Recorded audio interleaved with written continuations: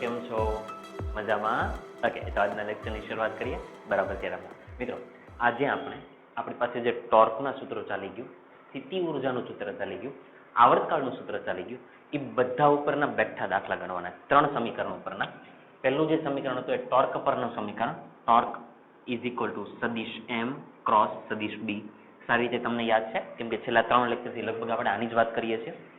એક છે સ્થિતિ ઉર્જાનું સમીકરણ u is equal to minus સદિશ m ડોટ સદિશ b, એક આ સમીકરણ, અને એક આવર્તકાળનું સમીકરણ t is equal to 2 pi under root i by m b. આ સમીકરણની અંદર થોડી ઓળખ આપી દઈએ. આવર્તકાળ, જડત્વની ચાકમાત્રા, ચુંબકીય ચાકમાત્રા અથવા તો magnetic moment, magnetic dipole moment, જે કંઈ પણ કહેવાય. બી એટલે ચુંબકીય ક્ષેત્ર, જે આપણને ખબર છે. ઓકે, આ 3 સમીકરણનો ઉપયોગ કરવો છે અને ઘણા બધા દાખલા કરવાના છે. શરૂઆત કરીએ. ચાલો પહેલા કરીએ છીએ એક્ઝામ્પલ નંબર 5.1. ચાલો બરાબર ધ્યાન આપજો. એકદમ સીધું સાદું એક્ઝામ્પલ છે, ખાલી સમીકરણનો ઉપયોગ કરવાનો છે. જોતા જઈએ. ચાલો શું કહે છે રકમની અંદર ધ્યાન આપજો. આકૃતિ 5.4b માં 5.4b એટલે આ આકૃતિની વાત કરેલી છે. શું આપેલું છે? સમાન ચુંબકીય ક્ષેત્ર છે, અંદર એક ચુંબકીય ડાયપોલ અથવા તો આને કહી શકો તમે ચુંબકીય સોય. શબ્દ ધ્યાનમાં રાખજો, ચુંબકીય સોય કહો, ચુંબકીય ડાયપોલ કહો, બંનેનો મતલબ એક જ છે. પણ મિત્રો એક છે ને, આ વસ્તુ તમને કહી દઉં, ધ્યાન રાખજો. જે ભાગ ડાર્ક કરેલો હોય એને નોર્થ લેવાના, જે ભાગ ડાર્ક ન કરેલો હોય, ખાલી હોય, એને સાઉથ તરીકે લેવાના. આટલું ધ્યાનમાં રાખજો. આ એની મેથડ જ છે, એમાં બીજું કંઈ છે નહીં. ડાર્ક કરેલા ભાગને નોર્થ લેવાના એટલે કે ઉત્તર તરીકે લેવાના, એની સિવાયનો ભાગ હોય એને દક્ષિણ તરીકે લેવાના. ડન? ચાલો રકમની અંદર જોતા જાઓ. ચુંબકીય સોયની ચુંબકીય ચાકમાત્રા, ચાલો કોની કિંમત? m ની કિંમત. ચાલો m ની કિંમત આપેલી છે તમને, કહેતા જાઓ કેટલી કિંમત આપેલી છે? 6.7 ગુણ્યા 10⁻², 6.7 ગુણ્યા 10⁻², એમ્પિયર ઇન્ટુ મીટર સ્ક્વેર. મિત્રો એકમ કમ્પલસરી યાદ હોવો જોઈએ, કોઈ ઓપ્શન નથી તમારી પાસે. અને જડત્વની ચાકમાત્રા i. ચાલો i તમને ખ્યાલ છે જડત્વની ચાકમાત્રાનું તો અત્યાર સુધી આપણી પાસે એક જ સમીકરણ આવ્યું છે. 7.5 ગુણ્યા 10⁻6 છે ને, -6 એકમ કિલોગ્રામ ઇન્ટુ મીટર સ્ક્વેર. જડત્વની ચાકમાત્રાનું એકમ પણ મિત્રો યાદ રાખજો, કિલોગ્રામ ઇન્ટુ મીટર સ્ક્વેર. આગળ જઈએ. તે 6.70 સેકન્ડમાં 10 દોલનો પૂરા કરે છે. એ પણ લખી નાખો. 6.70 સેકન્ડમાં 10 દોલન.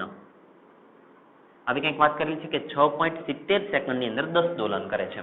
ટૂંકમાં 10 દોલન કરવા હોય અને આવી રીતે આમ દોલન કરવા હોય, 1 2 3 4 એવી રીતે દોલન કરવા હોય તો એવી રીતે 10 દોલન થાય ત્યાં સુધીમાં 6.70 સેકન્ડ લે છે, એવું કહે છે. જાઓ આગળ. કરે છે તો ચુંબકીય ક્ષેત્રનું મૂલ્ય કેટલું હશે? બી ની કિંમત શોધવા છે મિત્રો. ચુંબકીય ક્ષેત્ર બી ની કિંમત શોધવી છે. ઇન્ટેન્શન આપણે બી ને શોધવાનું છે. તો ખ્યાલ આવી જાય મિત્રો. જડત્વની ચાકમાત્રા આપેલી છે, ડાયપોલ મોમેન્ટની વાત કરેલી છે, તો ડેફિનેટલી એક જ સૂત્ર હોય, બી ની વાત થયેલી છે. તો સમીકરણ કયું આવશે? આન્સર લખાવો. કયું સમીકરણ આવે? આવર્તકાળનું સમીકરણ લખાવો. આવર્તકાળના સમીકરણ પરથી. એકદમ સહેલું છે મિત્રો. સમીકરણ હું સમજાવી દઈશ, ગણતરી જાતે કરજો. આવર્તકાળનું સમીકરણ યાદ કરાવો તો કે t is equal to 2 pi under root i by m into b. પતી ગઈ વાત. ચાલો આરામથી સમજીએ. કોને શોધવા છે? બી ને શોધવા છે. તો મિત્રો એક કામ કરો, બી ને શોધવા છે તો સૌથી પહેલા બી ને સૂત્રનો કરતા બનાવી દેવાય. તો એની માટે બંને બાજુ વર્ગ લઈ લો કે જેથી આ વર્ગમૂળ છે એ નીકળી જાય, એટલે બંને બાજુ વર્ગ લેતા. ચાલો લઈ નાખો. તો t નો વર્ગ એટલે t સ્ક્વેર, 2 નો વર્ગ 4, પાઈ નો વર્ગ પાઈ સ્ક્વેર, વર્ગમૂળ કેન્સલ, તો i બાય m b. આવું કહેવામાં આવે છે. પતી ગયું. કોને સૂત્રનો કરતા બનાવો? બી ને. આપણે બી ને શોધવા છે તો બી ને સૂત્રનો કરતા બનાવી દો. તો b ઇઝ ઇક્વલ ટુ, બી જશે આ બાજુ, ટી સ્ક્વેર આવી જશે નીચે, તો લખાવો તો કે 4 પાઈ સ્ક્વેર i. ચાલો સમજાય છે ને? બી જતા રહે ઉપર, બરાબર છે, બી જતા રહે ઉપર, ટી સ્ક્વેર આવી ગયા નીચે અને m પણ છે જ તે, એટલે અહીંયા m અને નીચે આવી ગયા ટી સ્ક્વેર. આવું કહેવામાં આવે છે. ચલો હવે ચેક કરી લો કઈ કઈ કિંમત છે બી ને શોધવા માટે. 4 તો છે, પાઈ તો છે, i એટલે જડત્વની ચાકમાત્રા એ પણ છે, m ડાયપોલ મોમેન્ટ પણ છે, t. મિત્રો ટી એટલે શું છે? આવર્તકાળ. ધ્યાનમાં રાખજો, જ્યાં ટી આવર્તકાળ. અને આવર્તકાળનો મતલબ શું? એક દોલન પૂર્ણ કરવા માટે લાગતો સમય. આવર્તકાળ એટલે આ તમને હંમેશા યાદ હોય છે. આવર્તકાળ એટલે એક દોલન પૂર્ણ કરવા માટે લાગતો સમય. મિત્રો અહીંયા તમને એક સંબંધ આપેલો છે, જો કે 10 દોલન માટે આટલો સમય, તો એક દોલન માટે કેટલો સમય? તો આનો જ ઉપયોગ કરી નાખો. અહીં આપેલા જ છે આપણને કે 10 દોલન માટે કેટલો સમય? તો કે 6.70 સેકન્ડ. 6.70 સેકન્ડ. તો એક દોલન માટે કેટલો સમય? મિત્રો એક દોલન માટે લાગતો સમય એટલે એને જ કહેવાય આવર્તકાળ. એટલે તમને મળશે કિંમત ટી ની. આ એક જશે અહીંયા, એટલે 6.70. એક લખવાનો કોઈ મતલબ નથી. 10 આવી ગયા ભાગાકારમાં, તો ટી ઇઝ ઇક્વલ ટુ કેટલા થશે? તો કે 0.670 એકમ બની ગયો સેકન્ડ. આવર્તકાળ મળી ગયો. આ આવર્તકાળની કિંમત અહીંયા મૂકી દો. તો હવે તો બધી કિંમત છે, બસ ગુણાકાર ભાગાકાર જે કંઈ પણ કરવું પડે એની ગણતરી કરો. ચુંબકીય ક્ષેત્ર આવ્યું, બોલો એકમ ઝડપથી. ચુંબકીય ક્ષેત્રનો એકમ તો કે ટેસ્લા. ચાલો, પૂરું થઈ ગયું. ક્લિયર છે? ચાલો બોર્ડ ઉપરથી કોપી કરો, આપણે આગળ જઈએ. ચાલો મિત્રો આગળ જઈએ. તો હવે આપણે કરીએ એક્ઝામ્પલ નંબર 5.5. બરાબર ધ્યાન આપજો. રકમ મેં લખી દીધી છે, પણ રકમની અંદર જોતા જઈએ શું કે છે. વાંચો અંદર શું કે છે. આકૃતિ 5.5 આ આપેલી છે. સમજીએ અંદર શું કહેવા માંગે છે. માં O બિંદુએ મૂકેલી એક નાની ચુંબકીય સોય P દર્શાવી છે. O બિંદુએ મૂકેલી નાની ચુંબકીય સોય P દર્શાવી. O બિંદુ એટલે મિત્રો અહીંયા છે. અહીંયા O બિંદુ મારે લખવું હોય તો લખી નાખો કે અહીંયા O બિંદુ છે. ત્યાં O બિંદુએ ચુંબકીય સોય P દર્શાવેલ છે. મિત્રો ચુંબકીય સોય એટલે ચુંબકીય ડાયપોલ અથવા તો ચુંબક જે કયો તે. હવે અહીંયા બરાબર ધ્યાન આપજો. બિંદુ P પાસે એરો ઉપર તરફ છે. એ એરોનો મતલબ એવો કે ચુંબકીય ડાયપોલ મોમેન્ટ આપેલી છે. તો તમારે એટલું ધ્યાનમાં રાખવાનું કે આ S ધ્રુવ છે અને આ N ધ્રુવ છે. કેમ કે ડાયપોલ મોમેન્ટની દિશા ક્યાં હોય? તો કે S થી N. એટલે એનો મતલબ એવો છે કે બધી આકૃતિમાં એક વખત પહેલા તમે સમજી લો કે અહીંયા S કહેવાય, અહીંયા N કહેવાય, અહીંયા S કહેવાય, અહીંયા N કહેવાય, અહીંયા S કહેવાય, અહીંયા N કહેવાય, અહીંયા S કહેવાય, અહીંયા N કહેવાય, અહીંયા S કહેવાય, અહીંયા N કહેવાય, અહીંયા S, અહીંયા N. ક્લિયર? આ શું આપેલી છે? ડાયપોલ મોમેન્ટ આપેલી છે. ચાલો જોઈએ આગળ શું કહે છે. બરાબર ધ્યાન આપજો. તીરની નિશાની તેની ચુંબકીય ચાકમાત્રાની દિશા દર્શાવે છે. મેં પહેલા કહી દીધું, જે તીરની નિશાની છે એ ચુંબકીય ચાકમાત્રાની દિશા. એટલે અહીંયા ચુંબકીય ચાકમાત્રા આ તરફ, અહીંયા ચુંબકીય ચાકમાત્રા નીચે તરફ, અહીંયા ચુંબકીય ચાકમાત્રા આ તરફ, એવી રીતે બધી પરિસ્થિતિમાં. ઓકે, આગળ જાઓ. દર્શાવેલ છે. બીજા તીર તેના જેવી જ બીજી ચુંબકીય સોય Q ના જુદા જુદા સ્થાન દર્શાવે છે. બીજી સોય એટલે કે મિત્રો પહેલા સાંભળજો. પહેલી સોય એટલે આ, અને બીજી સોય એટલે એની સિવાયની જે બધી છે આ અને આ. પહેલી સોય એટલે આ P બિંદુએ છે અને એની સિવાયની કઈ? તો કે 1 2 3 4 5 6 એની સિવાયની બાકીની બધી આ છે. હવે જાવ અંદર શું કહે છે. દર્શાવે છે એ. ચાલો એ ભાગની અંદર શું કહે છે. કઈ સંરચનામાં આ તંત્ર સંતુલનમાં નથી. એવી કઈ રચના છે કે જેમાં આખું તંત્ર છે એ સંતુલનમાં નથી. મિત્રો પહેલા છે ને સમજીએ રકમ આનો ઇન્ટરપ્રિટેશન શું છે. કઈ સંરચનામાં તંત્ર સંતુલનમાં નથી એટલે એ શું કે છે ખબર? બરાબર સાંભળજો કે તમારે તંત્ર તરીકે કોને લેવાનું? તો કે એક સોય આ લેવાની અને એક સોય આ બાકીની 6 છે એમાંથી લેવાની. એટલે તમારે તંત્ર કેવું હોય તો આવી રીતે કહેવાય. મારી વાત સાંભળજો. એક P અને Q1 નું તંત્ર, તો એક તંત્ર કહેવાય PQ1. બધી પરિસ્થિતિની અંદર P કોમન જ રહેવા જોઈએ, બાકીના બદલી નાખવાના. એક તંત્ર કહેવાય PQ1 નું, એક તંત્ર કહેવાય PQ2 નું. મારી વાત સમજાય છે? એક તંત્ર આ બંનેનું કહેવાય, એક તંત્ર આ બંનેનું કહેવાય. પછીનું તંત્ર સમજવું હોય તો એક આને લો, એક આને લો, એટલે એક PQ3 કહેવાય. પર અંદાજે હવે તમને ખ્યાલ આવે છે. એક PQ4 કહેવાય, એક PQ5 કહેવાય, PQ5, અને એક PQ6 કહેવાય. આવું કહેવા માંગે છે, એ આવું કહેવા માંગે છે. એટલે આની અંદર જે તંત્ર શબ્દ વાપરો છે, તંત્ર એનો મતલબ આ બધા તંત્ર એમ કે જેની અંદર P કોમન હશે અને બાકીના બદલાતા હશે. ક્લિયર? ચાલો હવે રકમને સમજો.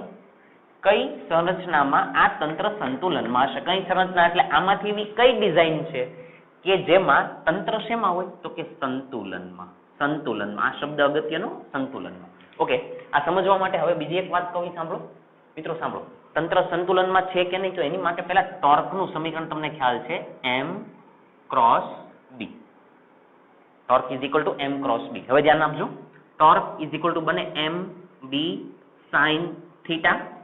ઓકે, તો torque is equal to m b જો થીટાની કિંમત 90 ડિગ્રી હોય, sin 90. મિત્રો આનો મતલબ ખબર છે ને? થીટાની કિંમત 90 એટલે m અને b એકબીજાને લંબ હોય. સમજો, m અને b એકબીજાને જો લંબ હોય તો 90 થાય, અને sin 90 ની કિંમત 1 એટલે ટોર્ક લાગે mb. ટોર્ક લાગે mb એટલે એનો મતલબ કંઈક ટોર્ક લાગે છે. હજી સમજી લેજો, હજી સમજજો. એક સમીકરણ ફરીથી લખીએ, torque is equal two mb sin 0 લખું દાખલા તરીકે, તો આનો મતલબ એવો થયો કે m અને b એકબીજાને સમાંતર હશે. સદિશ કરવાય તો કરી દો. m અને b એકબીજાને સમાંતર હશે. મિત્રો સમાંતર હોય તો થીટાની કિંમત 0 થઈ, sin 0 ની કિંમત 0 એટલે ટોર્ક 0. મિત્રો આનો મતલબ ટોર્ક નહીં લાગે. ટોર્ક નહીં લાગે તો એનો મતલબ આ સ્થિતિમાં એ સંતુલનમાં છે, જ્યારે આ સ્થિતિમાં એ સંતુલનમાં નથી. કેમ કે ટોર્ક લાગે છે તો એ ભ્રમણ કરી શકે. સમજાય છે? એટલે પહેલા તો તમને એ સમજાવવું પડે કઈ સંરચનામાં તંત્ર સંતુલનમાં નથી. તંત્ર સંતુલનમાં નથી એનો મતલબ એની પર ટોર્ક લાગતું હશે, અને ટોર્ક લાગે છે તો અંદર m અને b ની વાત થયેલી હશે. તો હવે તમારે શું કરવાનું છે? બરાબર ધ્યાનથી સાંભળો. અંદરની જે ડાયપોલ મોમેન્ટ છે એ s થી n છે. તો જો તમારે આનું ચુંબકીય ક્ષેત્ર બતાવવું હોય તો આવી રીતે બતાવો. જોજો, n થી નીકળીને s માં ચુંબકીય ક્ષેત્ર આવી રીતે બતાવે. જો આ બાજુથી બતાવી દઉં.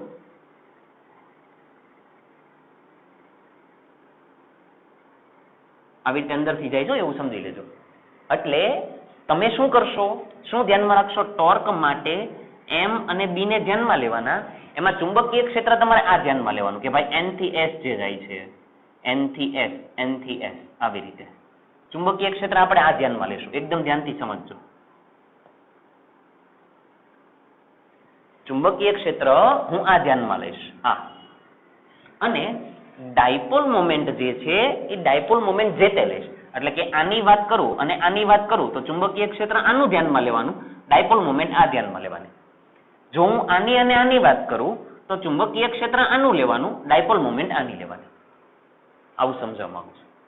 હવે એક પછી એક ચેક કરી નાખો. જે જગ્યાએ 90 બનશે ત્યાં સંતુલનમાં નહીં હોય, જે જગ્યાએ 0 થઈ જશે ત્યાં સંતુલનમાં હશે. કેમ કે એ તો શરત છે. સંતુલન માટેની શરત કે 0. સંતુલન ન ક્યાં હોય તો કે થીટાની કિંમત 90 એટલે કે મેક્સિમમ ટોર્ક મળે ત્યાં. ચાલો પતી ગયું. કઈ સંરચનામાં આ તંત્ર સંતુલનમાં નથી? ચાલો ચેક કરો. તો કે જો તમે આ પહેલી સંરચનાની વાત કરો PQ1, ચાલો PQ1 ની વાત કરીએ તો P અને Q1 માં સમજો ચુંબકીય ક્ષેત્ર નીચે તરફ. જોજો, ચુંબકીય ક્ષેત્ર નીચે તરફ એટલે નીચે તરફ. ધ્યાન આપજો, ચુંબકીય ક્ષેત્ર નીચે તરફ. ઓકે, ડાયપોલ મોમેન્ટ આ તરફ. જુઓ આવી રીતે છે, ડાયપોલ મોમેન્ટ આ તરફ છે. ખૂણો કેટલાનો બન્યો? 90 ડિગ્રી. જો ક્લિયર દેખાય છે. આ ચુંબકીય ક્ષેત્ર, આ ડાયપોલ મોમેન્ટ, બંને વચ્ચેનો ખૂણો બન્યો 90. sin 90 ની કિંમત 1 એટલે ટોર્ક લાગે, એટલે સંતુલનમાં નથી. એટલે પહેલી અવસ્થા મળી આની અંદર તમને પહેલો જવાબ મળ્યો એનો એક જવાબ આવ્યો PQ1. PQ1 અવસ્થા છે ત્યાં તંત્ર સંતુલનમાં નથી. ચલો એક સાબિત કરી નાખ્યા, અલ્પવિરામ. હવે બીજા ચેક કરો તો PQ2 ને ચેક કરો તો ચલો PQ2 માટે ચુંબકીય ક્ષેત્ર ક્યાં છે સમજો. ચુંબકીય ક્ષેત્ર જો નીચે જાય છે, આ બિંદુએ સમજો ચુંબકીય ક્ષેત્ર નીચે જાય છે. એટલે ફરીથી ચુંબકીય ક્ષેત્ર નીચે, એકદમ ધ્યાનથી સમજજો. ડાયપોલ મોમેન્ટ આ તરફ છે. જુઓ આ તરફ એરો ક્લિયર દેખાય છે એટલે ડાયપોલ મોમેન્ટ આ તરફ છે. અગેન ખૂણો બન્યો 90, sin 90 ની કિંમત 1 એટલે ટોર્ક લાગે, એટલે સંતુલનમાં નથી. એટલે તંત્ર થયું PQ2. PQ2 બે તંત્ર થયા. જાઓ આગળ ત્રીજાને ચેક કરો, આને ચેક કરો, નંબર 3. ચાલો આ બિંદુની વાત કરીએ તો આમથી જોઈએ તો ચુંબકીય ક્ષેત્ર નીચે, જોજો ચુંબકીય ક્ષેત્ર નીચે, એટલે અગેન ફરીથી ચુંબકીય ક્ષેત્ર નીચે, એકદમ ધ્યાનથી સમજજો. ચુંબકીય ક્ષેત્ર નીચે, ડાયપોલ મોમેન્ટ ચેક કરો તો નીચે કહેવાય, જો આને S કહેવાય, આને N કહેવાય. ડાયપોલ મોમેન્ટ નીચે એટલે ડાયપોલ મોમેન્ટ પણ નીચે, બંને એક દિશામાં એટલે sin 0, કેમ કે થીટાની કિંમત 0 તો sin 0 ની કિંમત 0, એટલે અહીંયા તો સંતુલનમાં છે, એટલે PQ3 આવશે નહીં. PQ4 ચેક કરો, PQ4, ચાલો બરાબર ધ્યાન આપજો, જોજો ચુંબકીય ક્ષેત્ર જોજો અહીંયાથી નીકળીને આમ ગોળ ફરશે, અહીંયાથી નીકળશે, એટલે ચુંબકીય ક્ષેત્ર ઉપર તરફ કહેવાય. મિત્રો અહીંયા જો, અહીંયા એરો હું અંદર તરફ બતાવું, ધ્યાનથી સમજજો, અહીંયા મેં N બતાવ્યું એટલે એરો આવી રીતે થાય, જો અહીંયાથી નીકળે અને આવી રીતે જાય, એટલે ચુંબકીય ક્ષેત્ર ઉપર તરફ છે, ધ્યાનથી સમજો, ચુંબકીય ક્ષેત્ર ઉપર તરફ છે. ઓકે, ડાયપોલ મોમેન્ટ નીચે તરફ છે, એટલે ડાયપોલ મોમેન્ટ નીચે તરફ છે. ચાલો ખૂણો કેટલાનો બનશે, બંને વિરુદ્ધ દિશામાં ખૂણો બનશે 180. ટોર્કની કિંમત લખીએ, જો torque is equal two mb sin, વિરુદ્ધ દિશામાં એટલે ખૂણો મિત્રો કેટલાનો, તો કે 180 નો, sin 180 ની કિંમત 0, એટલે ટોર્કની કિંમત 0. મિત્રો ટોર્કની કિંમત 0 સંતુલનમાં છે. કઈ પરિસ્થિતિની વાત કરતા હતા, આની, એટલે PQ4 પણ શેમાં છે, સંતુલનમાં છે. આપણે તો નથી એ કહેવાનું છે. ક્લિયર? ચાલો PQ4 ચેક કર્યા, PQ5 ને ચેક કરો, PQ5. તો હવે ધ્યાન આપજો, આને અને આને ચેક કરવા છે તો ચુંબકીય ક્ષેત્ર જો નીચે તરફ જાય છે, આ તરફ વાત કરું, જો ચુંબકીય ક્ષેત્ર આમ ફરીને નીચે જાય, એટલે ચુંબકીય ક્ષેત્ર નીચે, ધ્યાન આપજો, ચુંબકીય ક્ષેત્ર નીચે, ડાયપોલ મોમેન્ટ ઉપર, પાછા મિત્રો બંને કેવી દિશામાં થયા, વિરુદ્ધ દિશામાં, એટલે આ પરિસ્થિતિ, એટલે ટોર્ક 0. તો એનો મતલબ આ પણ આવે નહીં, એટલે PQ5 પણ આવે નહીં. અને છેલ્લા ચેક કરીએ PQ6. ચાલો હવે ચેક કરજો, એકદમ ધ્યાનથી સમજો. ચુંબકીય ક્ષેત્ર જો ઉપર જતું હોય એવું લાગે, અહીંયાથી ઉપર જાય છે, એટલે ચુંબકીય ક્ષેત્ર ઉપર છે, ચુંબકીય ક્ષેત્ર ઉપર છે. ઓકે, ડાયપોલ મોમેન્ટ ચેક કરો, એ પણ ઉપર છે, ડાયપોલ મોમેન્ટ પણ ઉપર છે, બતાવી દીધા. બંને એક જ દિશામાં, તો ખૂણો બનશે 0, તો ટોર્કની કિંમત 0, એટલે સંતુલનમાં જ છે. સમજે? તો એનો મતલબ સંતુલનમાં નથી એ અવસ્થા કઈ, તો કે PQ1 એક આ તંત્ર અને એક PQ2, હા બસ આ બે, એની સિવાય બીજા કોઈ આવે નહીં. ક્લિયર? ચાલો ઓકે, હું બોર્ડ ઉપર એકવાર ચેક કરી લઉં. ચાલો એકદમ ક્લિયર દેખાય છે મિત્રો, આને સાફ કરી નાખું. હવે પાછા આગળ જઈએ, શું કે છે, બી ભાગ સમજીએ, એકદમ ધ્યાનથી જોતા જાજો, બી ભાગ સમજીએ. ચાલો શું કે છે, કઈ સંરચનામાં તંત્ર સ્થાયી અને અસ્થાયી સંતુલનમાં હશે? તમારે સ્થાયી સંતુલનની અવસ્થામાં કઈ તંત્ર છે અને અસ્થાયી સંતુલનની અવસ્થામાં કયા તંત્ર છે એ કહેવાનું. મિત્રો પહેલા એક કામ કરીએ, હું બધા તંત્ર લખી દઉં, પછી સ્થાયી અસ્થાયી ગોતી નાખશું. એક તંત્ર કયું, તો કે PQ1, એક તંત્ર કયું, તો કે PQ2, એક તંત્ર કયું, તો કે PQ3. એ મિત્રો આ તો સમજ પડે છે ને કેવી રીતે કીધું એ. ઓકે, આને કહેવાય PQ4, એક છે PQ5 અને ફાઇનલી એક છે PQ6. આ 6 માંથી જ તમારે કહેવાનું છે કે કયું સ્થાયીમાં છે અને કયું અસ્થાયીમાં છે. ક્લિયર? હવે ચાલો સ્થાયી સંતુલન માટેની શરત શું, જલ્દી ટોર્કની વાત કરો તો હું ટોર્ક બકી ગયો, torque is equal two mb sin theta. જો હું થીટાની કિંમત 0 લઉં એટલે એનો મતલબ m સમાંતર b, બંને એક જ દિશામાં, તો mb sin 0 ની કિંમત 0 એટલે ટોર્ક 0, એનો મતલબ કે સંતુલન, સ્થાયી સંતુલન, આવું કહેવા માંગુ છું, સ્થાયી સંતુલન. આવું આપણે વિસ્તારથી ભણી ગયા છીએ. બીજી વસ્તુ સમજી લો, માની લો કે ટોર્ક ઇઝ ઇક્વલ ટુ સૂત્ર આનું mb sin, એકદમ ધ્યાનથી સમજજો, જો m લંબ b હોય તો થીટાની કિંમત 90, એનો મતલબ mb, એનો મતલબ કે સંતુલન કહેવાય જ નહીં, કેમ કે ટોર્ક લાગે છે, એટલે આમાં સંતુલન કહેવાય નહીં, આમાં સંતુલન નથી. અને છેલ્લું સમજીએ, torque is equal two mb sin, એકદમ ધ્યાનથી સમજજો, b કોઈ એક દિશામાં હોય અને m કોઈ એક દિશામાં હોય, બંને વિરુદ્ધ દિશામાં હોય, તો 180 બનશે અને 102 ના, એટલે એનો જવાબ sin 180 ની કિંમત 0 એટલે ટોર્ક મેળવું 0. પણ મિત્રો ધ્યાન રાખો અને યાદ કરો, જો ખૂણો 180 નો હોય તો કહેવાય અસ્થાયી સંતુલન. આ આપણે થિયરીની અંદર ભણી ગયા છીએ, એટલે આ તમને યાદ હોવું જોઈએ. ક્લિયર?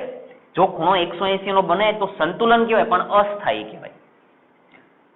0 હોય, ખૂણો કેટલાનો બને છે જો ખૂણો 0 નો બને તો એને સ્થાયી સંતુલન કહેવાય, અને 90 ડિગ્રી હોય તો સંતુલનમાં છે, એની મતલબ એની પર ટોર્ક તો લાગે જ છે.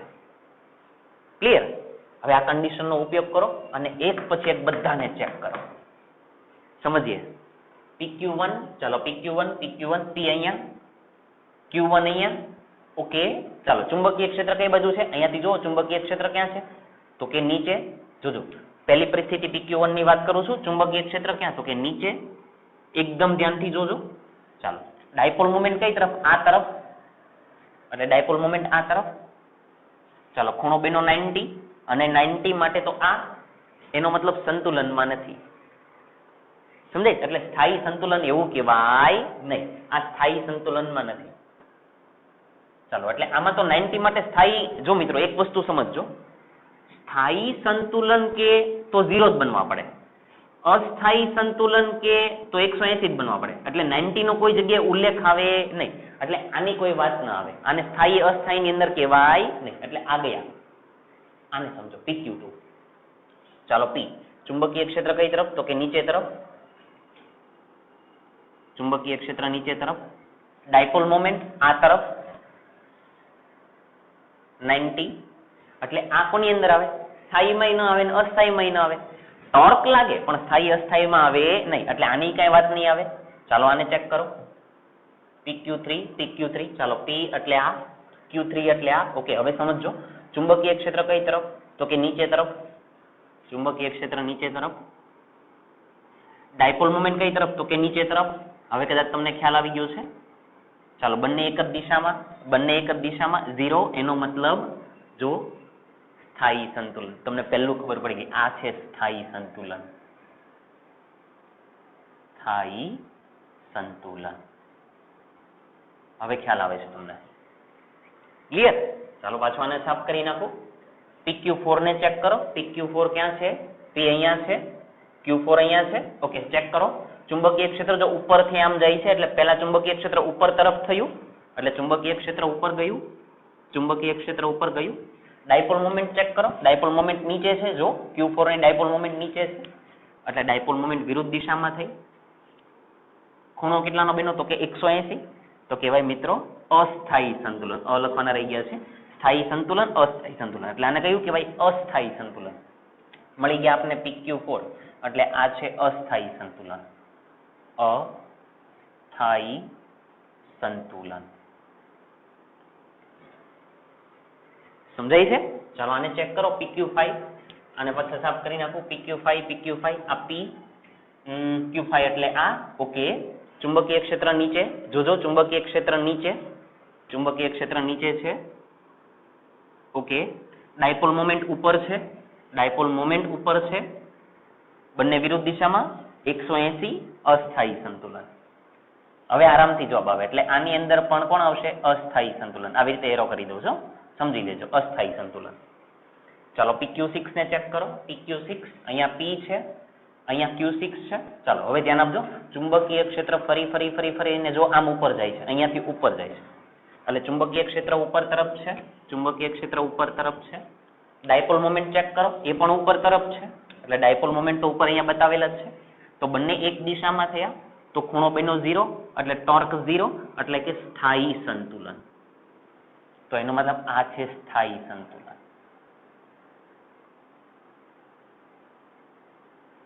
Okay, done. આ તમારો બી ભાગ પૂરો થયો. કે ભાઈ સ્થાયી સંતુલન ની અંદર આ છે અને આ છે, આ બંને સ્થાયી સંતુલન છે. ધ્યાનમાં રાખજો, અહીં લખેલું જ છે સ્થાયી સંતુલન, અને આ બંને અસ્થાયી સંતુલન છે. આ અસ્થાયી સંતુલન ની અંદર છે. ક્લિયર છે? ચાલો આ એકદમ સમજાવવું જોઈએ. ઓકે, ચાલો આગળ જઈએ. ત્રીજી પરિસ્થિતિ માટે હું આને સાફ કરી નાખું. આની જરૂર પડશે તો કરશું આપણે ફરીથી. જાઓ આગળ. ચાલો ત્રીજી પરિસ્થિતિને સમજવાનો પ્રયત્ન કરીએ. એકદમ ધ્યાનથી જોજો. પરિસ્થિતિ નંબર 3. ઓકે, શું કે છે? દર્શાવેલ બધી ગોઠવણીમાંથી બધી ગોઠવણી એટલે PQ1 PQ2 PQ3 PQ4 PQ5 PQ6 આ બધાની જ વાત કરે છે. બધી ગોઠવણીમાંથી લઘુત્તમ સ્થિતિ ઊર્જાને અનુરૂપ કઈ ગોઠવણી હશે? આ બધામાંથી એવી કઈ ગોઠવણી છે તો કઈ અવસ્થા છે કે જેમાં સ્થિતિ ઊર્જા લઘુત્તમ મળશે? તમારે આની ઉપર ફોકસ કરવાનું છે કે આમાં કઈ એવી અવસ્થા છે કે એમાં તમને લઘુત્તમ સ્થિતિ ઊર્જા મળશે. સમજીએ. પહેલા સ્થિતિ ઊર્જાનું સમીકરણ અહીંયા લખીને બતાવું. સ્થિતિ ઊર્જાનું સમીકરણ તો કે U = -mb cos θ. આપણે ભણી ગયા છે. થોડું સમજવાનો પ્રયત્ન કરીએ કે m સમાંતર b એનો મતલબ મેગ્નેટિક મોમેન્ટ, ચુંબકીય ક્ષેત્ર બંને એક દિશામાં હોય તો જવાબ તમારો આવશે U = અહીંયા થીટાની કિંમત 0 એટલે mb cos 0. cos 0 ની કિંમત 1 એટલે સ્થિતિ ઊર્જા આવી -mb આવી થઈ ગઈ. અને માઇનસમાં છે મિત્રો, યાદ કરો આ હતી લઘુત્તમ સ્થિતિ ઊર્જા, સૌથી ઓછામાં ઓછી. પછી થોડું યાદ કરો, થોડું સમજવાનો પ્રયત્ન કરજો. માની લ્યો કે m અને b એકબીજાની વિરુદ્ધ દિશામાં છે. m અને b એકબીજાની વિરુદ્ધ દિશામાં. આ કેસ નંબર હું 1 કહી દઉં અને કેસ નંબર 2 કહી દઉં. m અને b વિરુદ્ધ દિશામાં છે, ધ્યાન આપજો. તો U = -mb cos 180. મિત્રો cos 180 ની કિંમત -1 એટલે માઇનસ પ્લસ એટલે U = mb. મહત્તમ સ્થિતિ ઊર્જા આ થઈ લઘુત્તમ અને આ થઈ મહત્તમ. ડન. હવે આપણે કામ ચાલુ કરીએ. તમારે કઈ પરિસ્થિતિ શોધવાની છે કે લઘુત્તમ સ્થિતિ ઊર્જા શોધવાની છે, લઘુત્તમ શોધવાની છે, ઓછી શોધવાની. એટલે તમારો આન્સર એટલીસ્ટ નેગેટિવમાં આવશે એવી ખબર પડી જાય. જો આ જવાબ પોઝિટિવમાં છે તો આ મહત્તમ કહેવાય, નેગેટિવમાં છે તો લઘુત્તમ કહેવાય. તો આપણે નેગેટિવ વાળો જવાબ લાવવો પડશે. હવે ચેક કરીએ, બરાબર ધ્યાન આપજો. પહેલા PQ1 માટે ચેક કરીએ. આને હું આમ નામ રહેવા દો. PQ1 આપણે લઘુત્તમ સ્થિતિ ઊર્જા શોધવાની છે. ચાલો PQ1 ઓકે PQ1 ઓકે સમજીએ. ચુંબકીય ક્ષેત્ર કઈ તરફ? તો કે નીચે તરફ. ધ્યાન આપજો. ચુંબકીય ક્ષેત્ર નીચે તરફ, Q1 ડાયપોલ મોમેન્ટ આ તરફ, ખૂણો કેટલાનો બન્યો? તો કે 90 cos 90. અહીંયા ત્રીજો કેસ લખી નાખું તો U = mb cos 90. cos 90 ની કિંમત 0 એટલે સ્થિતિ ઊર્જા 0. લઘુત્તમ નો કહેવાય. લઘુત્તમ તો મિત્રો આ કહેવાય કેમ કે માઇનસમાં છે એટલે આ પણ લઘુત્તમ કહેવાય નહીં. ઓકે, આને ધ્યાનમાં રાખજો કેમ કે આની કરતા આ નાના કહેવાય, અને આ મોટા કહેવાય. સમજે? એટલે લઘુત્તમ માટે આવશે. ઓકે આપણે પરિસ્થિતિ પ્રમાણે 90 થયા તો આને લઘુત્તમ કહેવાય? તો કે ન કહેવાય. એટલે આ નહીં આવે, PQ1 નહીં આવે. જવા દો એને. ચાલો આપણે અહીંયા નથી લખતા જ નથી. જે લઘુત્તમ આવતા હશે એને હું અહીંયા લખી દઈશ, બાકીના લખીશ નહીં. ચાલો PQ1 નું કામ પૂરું. PQ2 ચાલો હવે તો ખ્યાલ આવશે ને, ડાયરેક્ટ કરું. જોજો, ચુંબકીય ક્ષેત્ર નીચે, ડાયપોલ મોમેન્ટ આ તરફ, ચુંબકીય ક્ષેત્ર નીચે, ડાયપોલ મોમેન્ટ આ તરફ, 90 વાળી વાત એટલે 0. એટલે આમાં પણ લઘુત્તમ હોય નહીં. સેમ આની જેમ, પહેલાની જેમ. આને સમજીએ. Q3 ને ધ્યાનથી સમજજો. PQ3 એટલે PQ3 ઓકે. ચુંબકીય ક્ષેત્ર નીચે તરફ, જોજો ચુંબકીય ક્ષેત્ર નીચે તરફ, ધ્યાનથી સમજો. ચુંબકીય ક્ષેત્ર નીચે તરફ ઓકે. ડાયપોલ મોમેન્ટ નીચે તરફ સમજો. ડાયપોલ મોમેન્ટ પણ ક્યાં છે? નીચે તરફ, બંને નીચે તરફ છે. તો અહીંયા ચુંબકીય ક્ષેત્ર કહી દઉં, અહીંયા ડાયપોલ મોમેન્ટ કહી દઉં. તો હવે સમજો, બંને એક જ દિશામાં એટલે થીટાની કિંમત 0. બંને એક જ દિશામાં થીટાની કિંમત 0 એટલે લઘુત્તમ આવી શકે. જો ક્લિયર દેખાય છે. હવે મારી વાત ધ્યાનથી સમજવાનો પ્રયત્ન કરો, એકદમ સમજજો. જોજો કે મારું ચુંબકીય ક્ષેત્ર આ તરફ છે, નીચે તરફ છે, ડાયપોલ મોમેન્ટ આ તરફ છે. હવે થોડું સમજીએ તો આ હું ચુંબક કહું તો ચુંબકની વિષુવ રેખા પરનું આ બિંદુ કહેવાય. જો આપણે તમને ખ્યાલ હોય તો આપણે આવી રીતે ચુંબક દોરતા હતા, આવી રીતે ચુંબક દોરીએ તો આને અક્ષ કહેવાય અને આને વિષુવ રેખા કહેવાય. આ જે સીધી રેખા છે એને વિષુવ રેખા કહેવાય. સેમ ઈ પરિસ્થિતિ આખી હું આમ ફેરવી નાખું તો ચુંબક આ થયું આખી પરિસ્થિતિને આમ ફેરવી નાખી તો આ એની અક્ષ થઈ, આ વિષુવ રેખા થઈ, એટલે આ પરિસ્થિતિની વાત કરે છે. એટલે આ વિષુવ રેખા થઈ, સમજો આ તમારી હવે આ વિષુવ રેખા થઈ અને આ અક્ષ થઈ. સમજ પડે છે ને? તમે આવી રીતે ફેરવી નાખો તો હવે આ એના મધ્યમાંથી પસાર થાય અક્ષ થઈ, બે સરખા ભાગ એટલે આ એની વિષુવ રેખા થઈ. એટલે આ વિષુવ રેખા થઈ. હવે સાંભળો, ચુંબક આવી રીતે આ બિંદુ અહીંયા, એટલે આ વિષુવ રેખા પરનું બિંદુ થયું. કોની પરનું બિંદુ થયું? વિષુવ રેખા પરનું. ધ્યાન આપજો, વિષુવ રેખા ઉપર મારે ચુંબકીય ક્ષેત્ર લખવું હોય તો યાદ કરો તો લખવી જોજો. વિષુવ રેખા પર ચુંબકીય ક્ષેત્ર. તમને ધીરે ધીરે ખ્યાલ આવશે આપણે આવું શું કામ કરીએ. વિષુવ રેખા પર ચુંબકીય ક્ષેત્ર મિત્રો લખવું હોય તો શું સમીકરણ છે? જલ્દી યાદ કરો તો કે Km/r³. અને r એટલે તો કે અહીંયાથી અહીંયા સુધીનું અંતર. અત્યારે હું આને લખેલું રહેવા દઉં છું, પછી પાછા આપણે આ પરિસ્થિતિની અંદર આવીએ છીએ. હવે ધ્યાન આપજો, આ ચુંબક હું આની વાત કરું તો જો આ એની અક્ષ પરના કહેવાય, આ અક્ષ પરનું બિંદુ કહેવાય. સમજો આ ચુંબક, આ બિંદુ, તો આ એની અક્ષ પરનું બિંદુ કહેવાય, આ એની અક્ષ પરનું બિંદુ કહેવાય. તો એક કામ કરું, અક્ષ ઉપર ચુંબકીય ક્ષેત્રનું સમીકરણ લખી નાખું. અક્ષ પર, જોજો, અક્ષ પર ચુંબકીય ક્ષેત્ર. ચાલો, અક્ષ ઉપર ચુંબકીય ક્ષેત્ર એટલે 2Km/r³. કદાચ આ સમીકરણ પણ આપણને યાદ જ છે. આ બંનેને થોડું સરખાવવાનો પ્રયત્ન કરીએ તો આવું લખાય. જોજો, લખવી જોજો. અક્ષ પર ચુંબકીય ક્ષેત્ર લખવી જોજો ઇઝ ઇક્વલ ટુ 2 ના 2 બેઠા. આની જગ્યાએ શું લખાય? Km/r³. Km/r³ એટલે વિષુવ રેખા પર ચુંબકીય ક્ષેત્ર. વિષુવ રેખા પર ચુંબકીય ક્ષેત્ર. બોલો આવું કહેવાય. થોડું ટૂંકમાં લખું તો આવું લખાય. બી અક્ષ ઇઝ ઇક્વલ ટુ ટુ બી વિષુવ રેખા. બોલો આવું લખાય. હવે મારી વાત સાંભળજો, આપણે પહેલો અને બીજો ભાગ થઈ ગયો તો એમાં કોઈ બહુ મોટો પ્રશ્ન નહોતો. પ્રશ્ન છે આની અંદર, PQ3 એ પહોંચ્યા હતા. હું PQ3 ની અંદર આનો પણ ઉપયોગ કરીશ. જોજો, આનો પણ હું અંદર ઉપયોગ કરું છું. સમજીએ કઈ રીતે. PQ3, ઓકે, ચુંબકીય ક્ષેત્ર તો કે નીચે તરફ, ડાયપોલ મોમેન્ટ તો કે નીચે તરફ. જો ચુંબકીય ક્ષેત્ર નીચે જાય છે, ડાયપોલ મોમેન્ટ પણ નીચે છે. ઓકે, અને આ ક્યાંનું બિંદુ છે? વિષુવ રેખા પરનું. જો એટલે હું લખવી જોજો, વિષુવ રેખા પર ચુંબકીય ક્ષેત્ર નીચે, ડાયપોલ મોમેન્ટ નીચે. એટલે ધ્યાન આપજો, u is equal two -mb cos theta હતું. બંને નીચે તરફ છે એટલે થીટાની કિંમત 0, એટલે -mb cos. બંને નીચે તરફ એટલે cos 0 ની કિંમત 1, એટલે અહીંયા લખા 1. પણ સમજો, વિષુવ રેખા લખવું છે તો ચુંબકીય ક્ષેત્ર કોનું? વિષુવ રેખાનું. એટલે લખાય આવું, u is equal two -mb વિષુવ રેખા. હું આવું કહેવા માંગુ છું. આનો શું મતલબ થશે એ ધીરેથી સમજીએ. અત્યારે આને આમનામ રહેવા દો. PQ3 વાળી અવસ્થાને આમનામ રહેવા દો. થોડા આગળ જઈએ. ચાલો, PQ3 માં આમ બધું લઘુત્તમ જેવું દેખાય જ છે, પણ અત્યારે આગળ વધીએ કે લઘુત્તમ છે જ તે, પણ હજી થોડું સમજી લઈએ. PQ4 ચેક કરો. ઓકે, આ PQ4 ક્યાં છે? તો કે અહીંયા છે. સમજો, PQ4. ઓકે, ચુંબકીય ક્ષેત્ર કઈ તરફ? તો કે ઉપર તરફ. ડાયપોલ મોમેન્ટ કઈ તરફ? તો કે નીચે તરફ.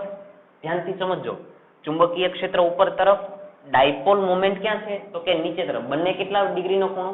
180 નો. અને બીજું, આ એની અક્ષ પરનું બિંદુ. જો Q4, આ બિંદુ વિષુવ રેખા પરનું કહેવાય. આ કોની પરનું કહેવાય? તો કે અક્ષ પરનું. તો હું લખવી જોજો, અક્ષ પરના બિંદુ માટે. આ કોની હતી? વિષુવ રેખાની વાત કરી હતી. હવે અક્ષની વાત કરું છું. ચાલો સમીકરણ લખશું. તો કે u, અહીંયા વિષુવ રેખા છે એટલે અહીંયા વિષુવ રેખાના v કરી દઉં છું. અહીંયા અક્ષની વાત કરીએ એટલે અહીંયા હું અક્ષ કરી દઉં છું. તો is equal two -mb cos theta, u is equal two -mb. ચલો, m કઈ તરફ? તો કે નીચે તરફ. b કઈ તરફ? તો કે ઉપર તરફ. બંને વચ્ચેનો ખૂણો તો કે 180, cos 180. cos 180 ની કિંમત તો કે -1, એટલે u અક્ષ બરાબર આની કિંમત -1 તો માઇનસ માઇનસ પ્લસ એટલે જવાબ આવ્યો MB. કઈ પરિસ્થિતિ માટે છે ધ્યાનમાં રાખજો કે મેં Q4 માટે વાત કરું છું એટલે અહીંયા લખી દઉં કે PQ4 ની વાત કરતા હતા. આ કોની વાત હતી? આની વાત હતી એટલે આ વાત હતી PQ3 ની. તો હવે આ બંનેની કમ્પેરિઝન કરો. જો આ પ્લસમાં છે આ માઇનસમાં છે એટલે આ લઘુત્તમ કહેવાય. સમજાય મારી વાત? મેં શું કામ એમ કીધું કે આગળ આપણે કરીએ કેમ કે મારે આ પણ ચેક કરવા હતા. આ પ્લસમાં છે આ માઇનસમાં છે તો આ લઘુત્તમ કહેવાય એટલે આ નહીં આવે એટલે PQ4 આવશે નહીં. PQ5 ચેક કરો. PQ5 ચાલો PQ5 Q5 ક્યાં છે? અહીંયા છે તો આ વિષુવવૃત્ત રેખા પરનું બિંદુ કહેવાય. જો મિત્રો કેમ કે આ ચુંબક આ વિષુવવૃત્ત રેખા પરનું બિંદુ થયું તો એનો મતલબ અહીંયા વિષુવવૃત્ત રેખા લખી દો. વિષુવવૃત્ત રેખા. ચાલો ફરીથી સમીકરણ કરો. U = MB cos θ. ચાલો હવે ચેક કરો.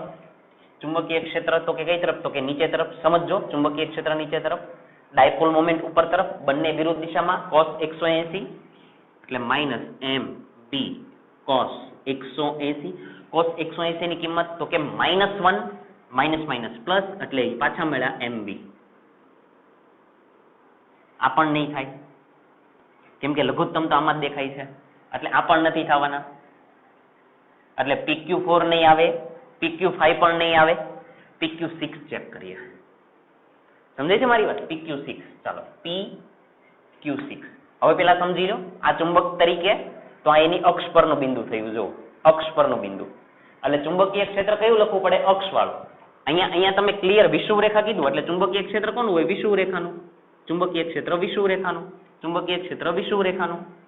અહીંયા તમારે લખી દેવાય તો ચુંબકીય ક્ષેત્ર અહીંયા અક્ષનું કહેવાય. અહીંયા અક્ષનું કહેવાય પણ અહીંયા તો પોઝિટિવ આવતા એટલે આપણે કઈ ચેક જ નથી કર્યું આગળ. ઓકે પાછા અહીંયા આવી જાઓ. PQ6 okay. ચુંબકીય ક્ષેત્ર તો કે ઉપર તરફ જો અહીંયાથી ઉપર ચુંબકીય ક્ષેત્ર ઉપર, ડાયપોલ મોમેન્ટ તો કે ઉપર, બંને ઉપર થયા. અને બીજી વસ્તુ કે આ અક્ષ પરનું બિંદુ કહેવાય કેમ કે આ ચુંબક તો આ એની અક્ષ પરનું બિંદુ તો હું લખી દઉં જો અક્ષ પર PQ6. ચાલો ચેક કરો. U અહીંયા અક્ષ લખી દઉં = MB cos થીટાની કિંમત 0 બંને ઉપર તરફ મળે છે એટલે 0 એટલે જવાબ આવ્યો. અહીંયા અક્ષ લખું છું સમજો ધ્યાનથી સમજો =MB અહીંયા અક્ષ લખું છું cos 0 ની કિંમત 1 M B અક્ષ. મિત્રો B અક્ષની જગ્યાએ લખાય 2B વિષુવવૃત્ત રેખા. 2B વિષુવવૃત્ત રેખા. થોડું વ્યવસ્થિત કરીને લખું તો -2MB વિષુવવૃત્ત રેખા આવું લખાય. હવે ધ્યાન આપો એક આ જવાબ છે અને એક આ જવાબ છે. જો આ તો પ્લસમાં છે એટલે લઘુત્તમ નથી થવાના એટલે આની કોઈ વાત નહીં થાય, આની વાત નહીં થાય. હવે આ બંનેને જુઓ. આ બંનેમાંથી સૌથી નાનો જવાબ કયો છે? આ જવાબ નાનો છે કે આ જવાબ નાનો છે? વ્યવસ્થિત સમજીને જવાબ આપો.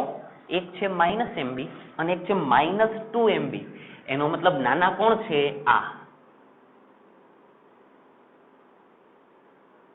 તો એનો મતલબ સૌથી ઓછામાં ઓછી લઘુત્તમ સ્થિતિ ઉર્જા કઈ સ્થિતિમાં? PQ6માં. જો કે PQ3માં પણ મળે છે પણ આની કરતા પણ ઓછી આની અંદર મળે છે અને આ કોઈની તો વાત જ નથી. ક્લિયર છે? એટલે જવાબ શું છે ખબર આનો? ખાલી કે દર્શાવેલી બધી જ ગોઠવણીમાંથી લઘુત્તમ સ્થિતિ ઉર્જાને અનુરૂપ ગોઠવણી કઈ? તો કે અક્ષ માટે PQ6. જવાબ ખાલી આટલો છે પણ ગણતરી જુઓ મિત્રો. સમજાય છે? આખો સવાલ સમજણનો છે.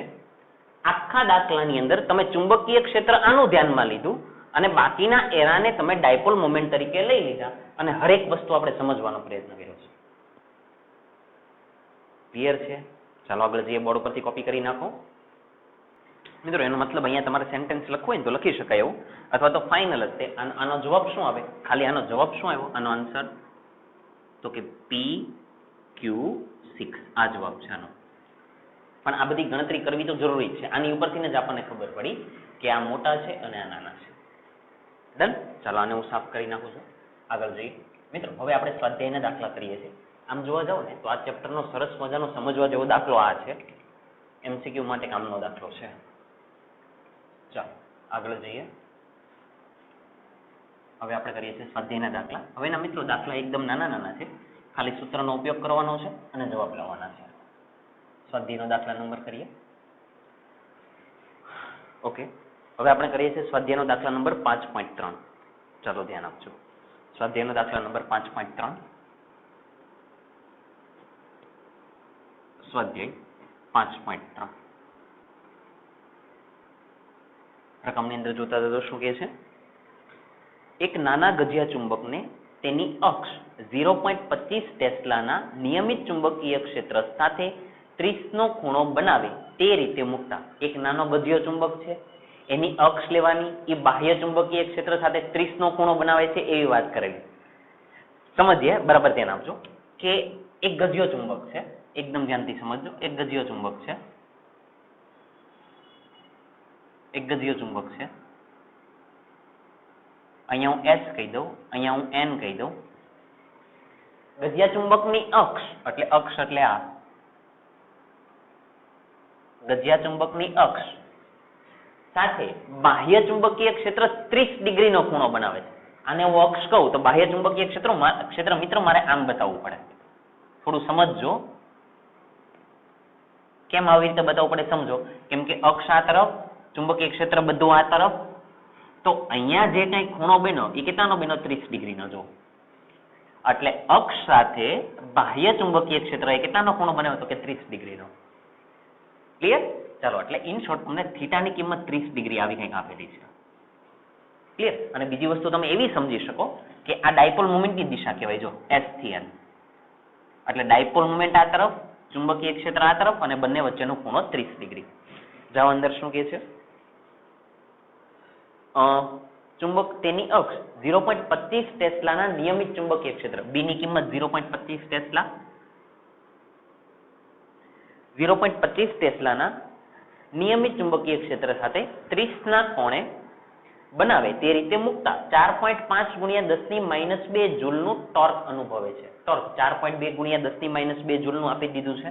ટોર્કની કિંમત આપેલી છે 4.2 ગુણ્યા 10⁻² જૂલ. આટલું ટોર્ક આપી દીધું છે. પછી શું કહે છે? તો ચુંબકની મેગ્નેટિક મોમેન્ટનું મૂલ્ય કેટલું હશે? મેગ્નેટિક મોમેન્ટ મિત્રો મારી વાત આવી ગઈ. Magnetic moment. ચાલો, ટોર્ક જો હોય તો મેગ્નેટિક મોમેન્ટ અંદર આવે જ છે. લખાવી દો સમીકરણ. શું લખાશે? આન્સર લખાવો. તો કે ચુંબક પર લાગતું ટોર્ક. ચાલો ટોર્કનું સમીકરણ લખાવી દો ઝડપથી. તો કે torque is equal two mb sin theta. કોને શોધવા છે? m ને શોધવા છે. પણ એક વસ્તુ સમજી લો, થીટા એટલે કોની વચ્ચેનો ખૂણો? તો કે મેગ્નેટિક મોમેન્ટ અને ચુંબકીય ક્ષેત્ર. ચાલો, મેગ્નેટિક મોમેન્ટ કઈ તરફ? S થી N એટલે આ તરફ.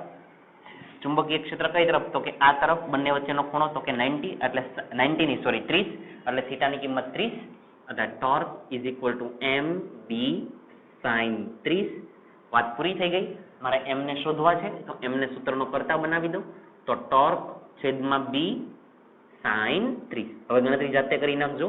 ટોર્કની કિંમત તો કે છે, b ની કિંમત તો કે છે, sin 30 ની કિંમત તમને આવડશે, જાતે કરજો મિત્રો. ઠીક છે? ચાલો, ચુંબકીય ડાયપોલ મોમેન્ટ આવી ગઈ. બોલો એકમ ઝડપથી. ચુંબકીય ડાયપોલ મોમેન્ટનો એકમ બોલો. Ampere into metre square. Done. ચાલો આગળ જઈએ. હવે આપણે કરીએ છીએ સ્વાધ્યાયનો દાખલા નંબર 5.4. ધ્યાનથી સમજીએ. 5.4 કરીએ. એકદમ સરળ છે, સમજીએ. Magnetic moment. ચાલો, મેગ્નેટિક મોમેન્ટ આપી દીધી છે m બરાબર 0.32 જૂલ પર ટેસ્લા. ચાલો, મેગ્નેટિક મોમેન્ટ આપી દીધી છે. સ્વાધ્યાય 5.4. એને m છે એ સ્મોલ કરેલા છે, પણ આપણી સમજણ માટે હંમેશા આપણે મેગ્નેટિક મોમેન્ટ કેપિટલમાં જ કરીએ તો એવું જ રાખીએ. કેપિટલ M બરાબર 0.32. આવું જ લખેલું છે ને? 0.32 જ આપેલા છે ને? હા. એકમ લખેલું છે જૂલ પર ટેસ્લા. આ એકમ ધ્યાનમાં રાખજો મિત્રો. એને ચેન્જ કરીને લખેલા છે, નવું નથી. એકમ યાદ રાખજો. એક એકમ છે એમ્પિયર પર મીટર સ્ક્વેર, બીજો એકમ છે જૂલ પર ટેસ્લા. આને પણ યાદ રાખજો. ચલો આગળ જોઈએ. મેગ્નેટિક મોમેન્ટ 0.32 જૂલ પર ટેસ્લા ધરાવતા નાના ગધિયા ચુંબકને 0.15 ટેસ્લાના નિયમિત ચુંબકીય ક્ષેત્રમાં મૂક્યો છે. એક નાનો ચુંબક લેવાનો છે, એક નાનો ચુંબક લેવાનો છે એસ એન, એને બાહ્ય ચુંબકીય ક્ષેત્રની અંદર મૂકેલો છે અને એ ચુંબકીય ક્ષેત્રની કિંમત પણ તમને આપી દીધી છે. એ ચુંબકીય ક્ષેત્રની કિંમત છે 0.15 ટેસ્લા. 0.15 ટેસ્લા આવું પણ આપી દીધું છે. અંદર જાઓ, શું કહે છે? જો ગધિયો ચુંબક આ ક્ષેત્રના સમતલમાં મુક્ત રીતે ભ્રમણ કરી શકે તેમ હોય, આ ચુંબક એક ગમે એમ આવી રીતે આમ ફરી શકવા માટે મુક્ત હોય, એને તમે પકડેલા નથી, આવી રીતે જો આમ ફરવા માટે મુક્ત હોય તો શું કહે છે? મુક્ત હોય તો તે કઈ દિશામાંની ગોઠવણી એ સ્થિર, બી અસ્થિર સંતુલન દર્શાવશે. એ આમ ફરવા માટે મુક્ત હોય તો કઈ ગોઠવણીમાં એ સ્થિર રહેશે અને કઈ ગોઠવણીમાં અસ્થિર રહેશે? નંબર 1, કઈ ગોઠવણી એમાં એ સ્થિર રહેશે. નંબર 2, કઈ ગોઠવણીમાં અસ્થિર રહેશે? આવું આપણને એને પૂછ્યું છે. અસ્થિર રહેશે. હજી એની સિવાય આગળ કંઈક વાત કરેલી છે, પ્રશ્ન ચિહ્ન, અહીંયા પ્રશ્ન ચિહ્ન કરેલું છે. પાછા જાવ આગળ. પછી શું કે છે? દરેક કિસ્સામાં ચુંબકની સ્થિતિ ઉર્જા કેટલી હશે? દરેક કિસ્સામાં એટલે આમાં અને આમાં. દરેક કિસ્સામાં સ્થિતિ ઉર્જા કેટલી હશે? એટલે ટૂંકમાં આમાં પણ સ્થિતિ ઉર્જા શોધવાની, આમાં પણ સ્થિતિ ઉર્જા શોધવાની. કરીએ આરામથી. આ જવાબ તો ડાયરેક્ટ આવી જશે. જો મિત્રો અહીંયા વાત કરેલ છે સ્થિર ગોઠવણી, એટલે સ્થિર સંતુલન અને અસ્થિર સંતુલન. મિત્રો યાદ કરો તો સ્થિર સંતુલન કઈ અવસ્થામાં હોય? થોડું યાદ કરો. સ્થિતિ ઉર્જાનું સમીકરણ U = -mb cos થીટા. સ્થિર સંતુલન માટે થીટાની કિંમત કેટલી હોવી જોઈએ? ચાલો જવાબ આપો. સંતુલનમાં રહેશે તો થીટાની કિંમત m અને b, m અને b એની વચ્ચેનો ખૂણો કેટલો હોવો જોઈએ? કે 0. તો U = -mb cos 0. cos 0 ની કિંમત 1. તો જવાબ કેવો આવ્યો? -mb. જો મિત્રો લઘુત્તમ સ્થિતિ ઉર્જા, ઓછામાં ઓછી, તો આને સ્થિર અવસ્થા કહેવાય. અને અસ્થિર અવસ્થા માટે સમજો તો થીટાની કિંમત કેટલી હોવી જોઈએ? તો કે 180. બંને વિરુદ્ધ દિશામાં. એટલે એનો મતલબ ચુંબકીય ક્ષેત્ર ન હોય તો ચુંબક ઉલટો રહેવો જોઈએ. સમજાય છે? આ 0 કિંમત કઈ રીતે?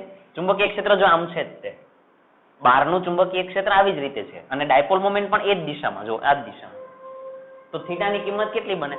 તો કે 0. એટલે એને -mb. તો આને લઘુત્તમ કહેવાય. એટલે એ સ્થિર અવસ્થા છે.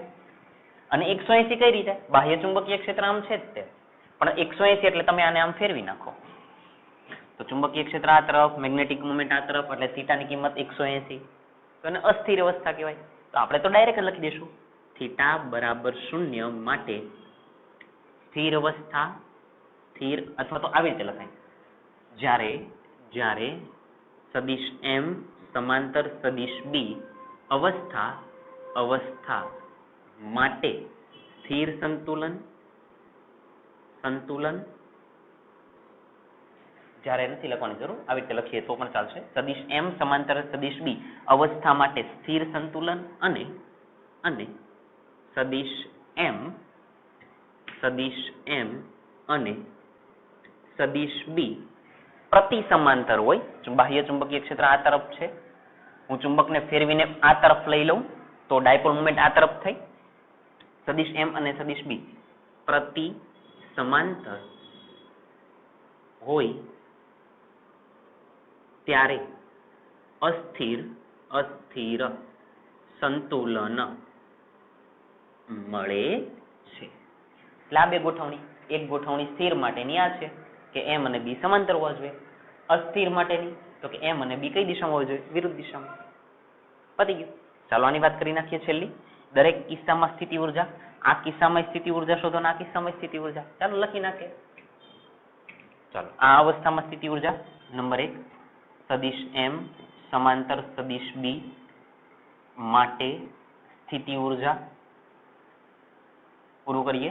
ચાલો સ્થિતિ ઉર્જા U = -mb cos 0 બંને સમાંતર છે cos 0 ની કિંમત 1 તો u is equal to minus M B ચાલો m ની કિંમત અહીંયા રહી b ની કિંમત અહીંયા રહી તો સ્થિતિ ઊર્જા મળશે ઊર્જાનો એકમ તો કે જૂલ પતી ગયું સમજાય છે અહીંયા આને પણ જવાબ કેમ આવશે માઇનસમાં કેમ કે ઓલરેડી માઇનસ છે આવડશે ચાલો પછીનો ભાગ કરીએ 180 વાળો ભાગ કરીએ આની વાત કરીએ પ્રતિ સમાંતર એટલે સદિશ m પ્રતિ સમાંતર સદિશ b હોય ત્યારે સ્થિતિ ઊર્જા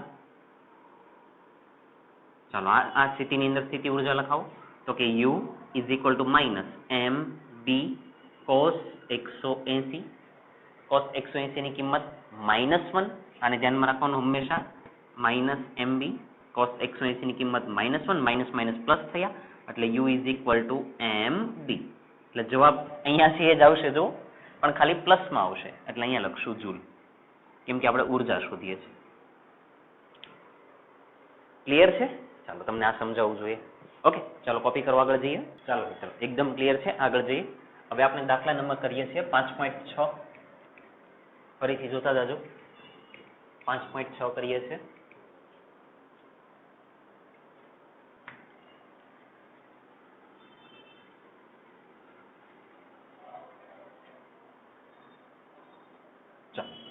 સ્વાધ્યાયનો દાખલા નંબર 5.6 બરાબર રકમની અંદર ધ્યાન આપજો એકદમ સીધો દાખલો ખાલી સૂત્ર મૂકવાનું છે સ્વાધ્યાય 5.5 માં દર્શાવેલ સોલેનોઇડ શિરોલંબ દિશામાં મુક્ત ભ્રમણ કરી શકે તેમ હોય અને સમક્ષિતિજ દિશામાં 0.25 ટેસ્લા જેટલું નિયમિત ચુંબકીય ક્ષેત્ર લગાડવામાં આવે સમક્ષિતિજ ચુંબકીય ક્ષેત્ર આવી રીતે લગાવેલું છે 0.25 ટેસ્લા જેટલું એટલે B બરાબર B is equal two 0.25 tesla એનું ચુંબકીય ક્ષેત્ર લગાવેલ છે પછી શું કહે છે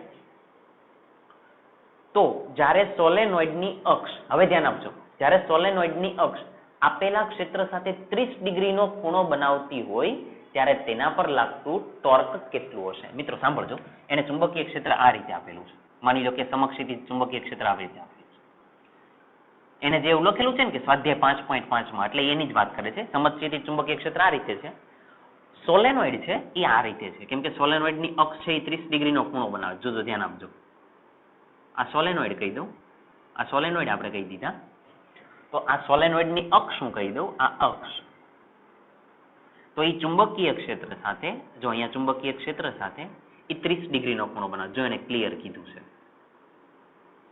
અંદર રકમની અંદર લખેલું છે ફરીથી વાંચો સમક્ષિતિજ દિશામાં 0.25 ટેસ્લા જેટલું નિયમિત ચુંબકીય ક્ષેત્ર લગાડવામાં આવે જો સોલેનોઇડની અક્ષ આપેલા ક્ષેત્ર સાથે 30 ડિગ્રીનો ખૂણો બનાવે સોલેનોઇડની અક્ષ આપેલા ક્ષેત્ર સાથે 30 ડિગ્રીનો ખૂણો બનાવે એટલે ઇન શોર્ટ તમને થીટાની કિંમત આપેલી છે 30 ડિગ્રી 30 ડિગ્રી ખૂણો બનાવતી હોય તો તેના પર લાગતું ટોર્ક કેટલું હશે મિત્રો ટોર્ક શોધવાનું છે આવડે ને ચાલો ટોર્ક કઈ રીતે મળશે જલ્દી ટોર્કનું સમીકરણ બોલો તો કે આન્સર લખીએ શું આવશે સોલેનોઇડ પર લાગતું ટોર્ક ચાલો ટોર્કનું સમીકરણ લખાવો તો કે ટોર્ક ઇઝ ઇક્વલ ટુ સદિશ m ક્રોસ સદિશ b એટલે torque is equal to m b sin theta થીટાની કિંમત કેટલી તો કે 30 ડિગ્રી ક્લિયર જ છે ડન થીટાની કિંમત 30 હવે m અને b ને ચેક કરો b ની કિંમત આપેલી જ છે મિત્રો m એટલે મેગ્નેટિક મોમેન્ટ હવે એને 5.5 ની જે વાત કરેલી છે ને એનો ઉપયોગ હવે થશે કઈ રીતે સમજજો મેગ્નેટિક મોમેન્ટ શોધવી છે સોલેનોઇડ ની વાત કરી છે તો મિત્રો સમજો એક વસ્તુ સમજવાનો પ્રયત્ન કરો મેગ્નેટિક મોમેન્ટ નું સમીકરણ શું થાય તો કે I into A magnetic moment નું સમીકરણ તો I into A છે ને સોલેનોઇડ ની વાત છે એટલે અંદર આવી રીતે આટા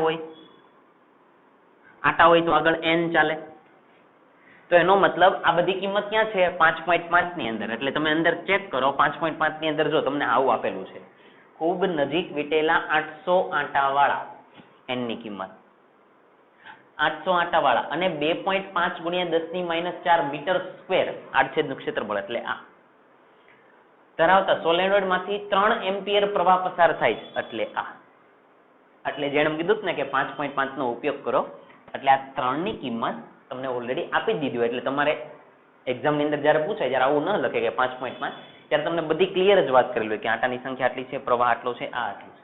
ક્લિયર? અહીંયા હું બધી કિંમત લખી દઉં તમારી સરળતા માટે. n ની કિંમત કેટલી કીધી છે? તો કે 800. ઓકે. i ની કિંમત કેટલી કીધી છે? i ની કિંમત કેટલી કીધી છે? 5.5 ની અંદર 3 એમ્પિયર. અને a ની કિંમત કીધી છે, આડછેદનું ક્ષેત્રફળ પણ તમને આપી દીધું છે, 2.5 ગુણ્યા 10⁻⁴.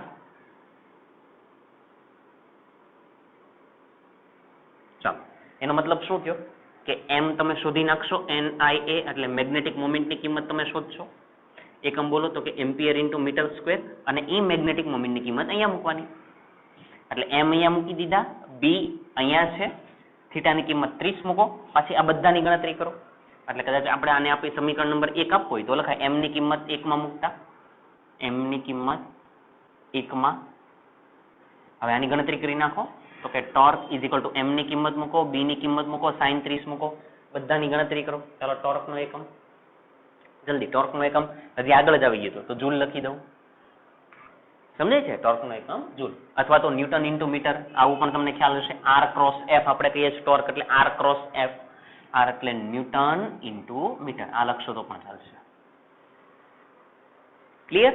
ચાલો આગળ જઈએ. સ્વાધ્યાય 5.6 કર્યા. હવે આપણે કરીએ છીએ સ્વાધ્યાયનો દાખલા નંબર 5.7. ચાલો 5.7 કરીએ.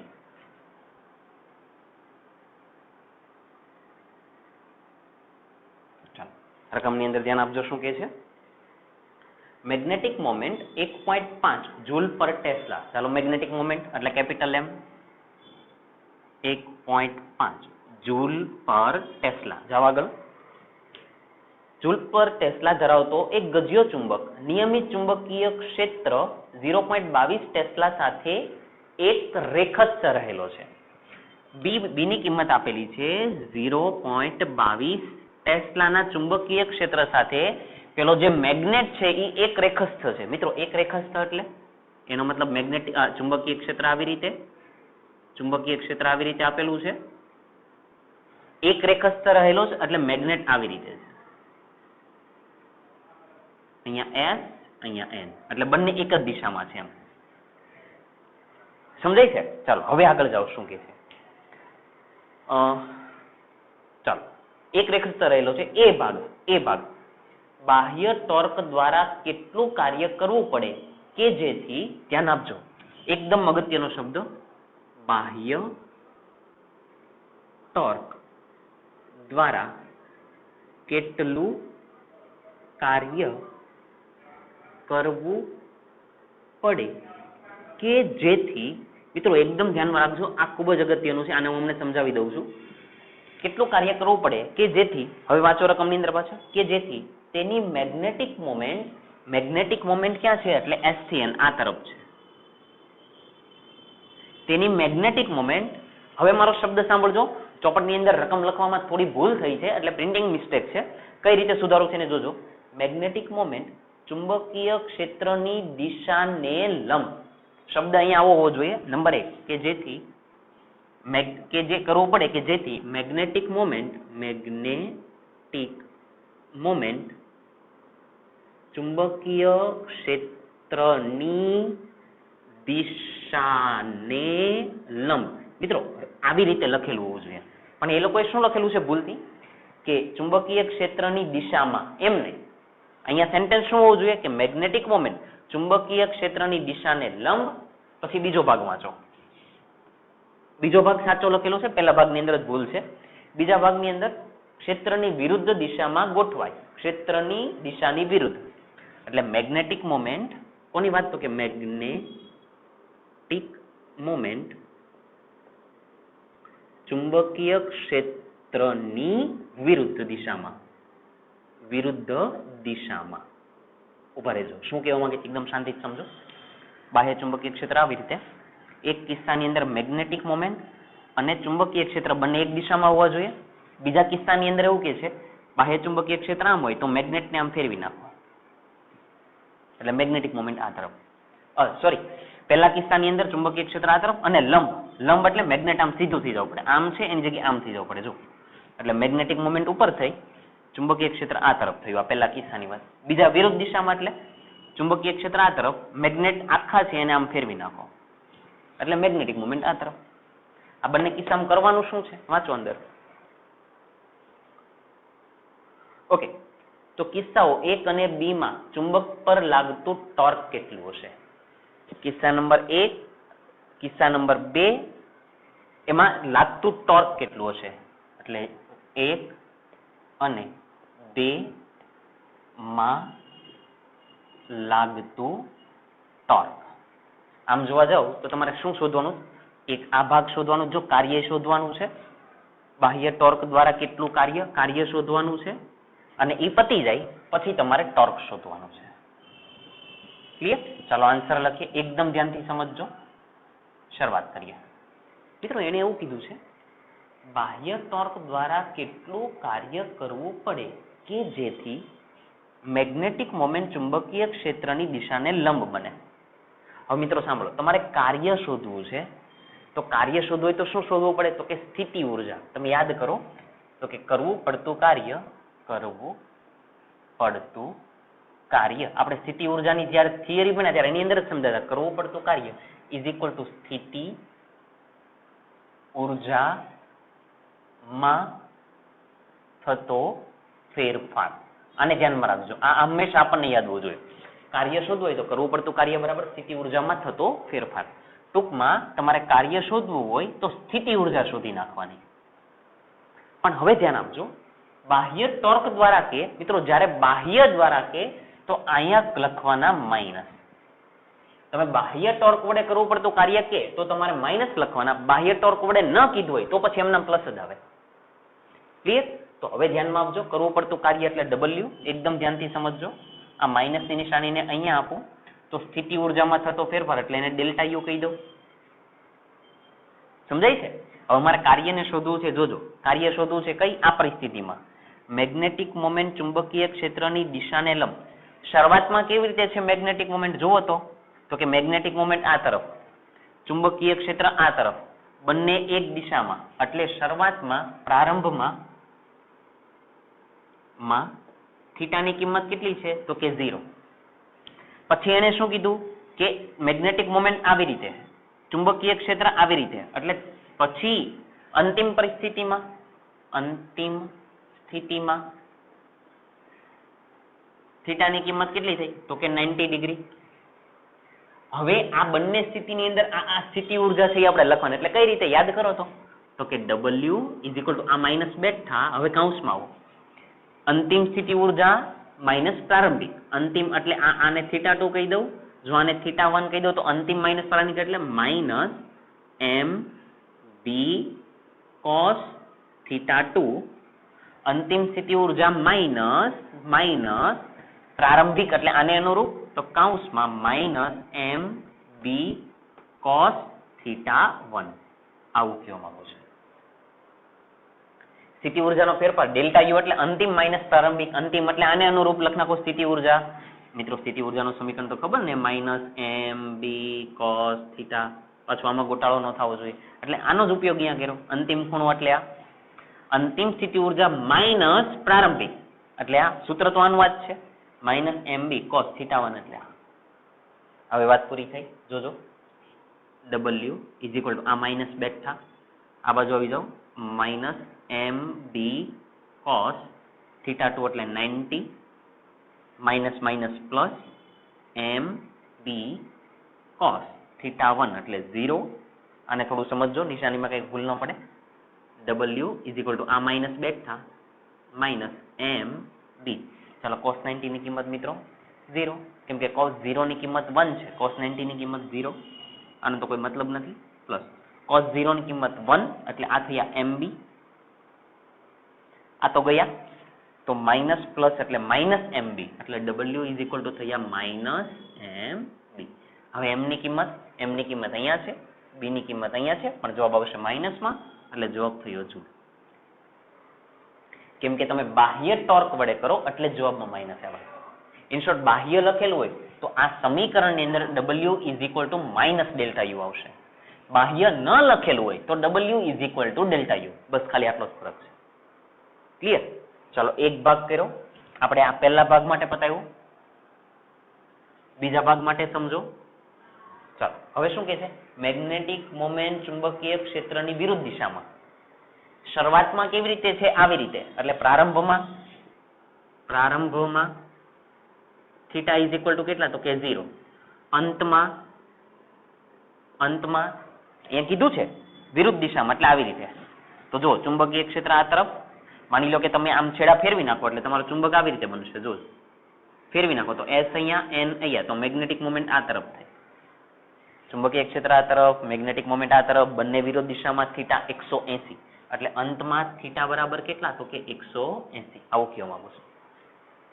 શું શોધવાનું છે? કાર્ય. ચાલો કાર્ય એટલે પાછું તો કે W is equal to minus delta you. શું કામ માઇનસ લખા? કેમ કે બાહ્ય ટોર્ક વડે કીધું છે. ચાલો હવે આનું સાદુરૂપ આપો. W is equal to minus આ એમના અંતિમ માઇનસ પ્રારંભિક, એટલે આવી રીતે લખી દઉં U2 માઇનસ U1. થોડી સરળતા રહે એટલે હવે U2 ની કિંમત મૂકીએ U1 ની. અહીંયા મિત્રો આવી રીતે લખો તો ચાલે, તો U2 માઇનસ U1 એમ. ચાલો U2 અને U1 ની કિંમત મૂકી દઉં. આને હું સાફ કરી નાખું છું.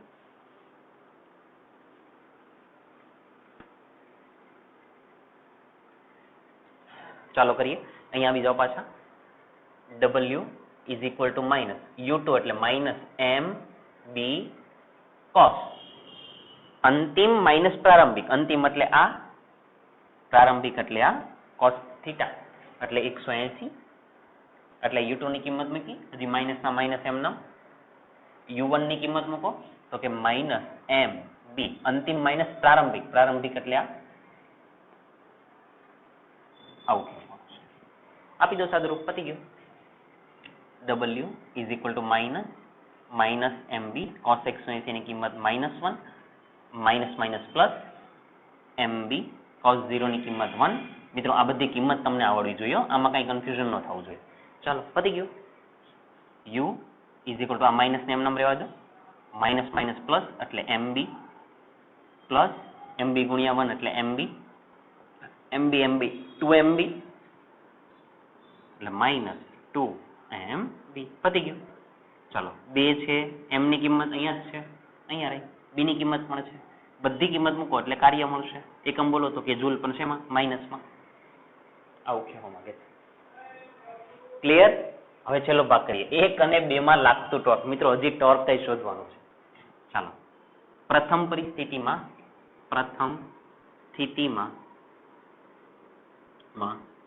લાગતું ટોર્ક. મિત્રો ટોર્ક પ્રથમ સ્થિતિમાં એટલે જો લંબ હતા ત્યારની વાત કરે છે.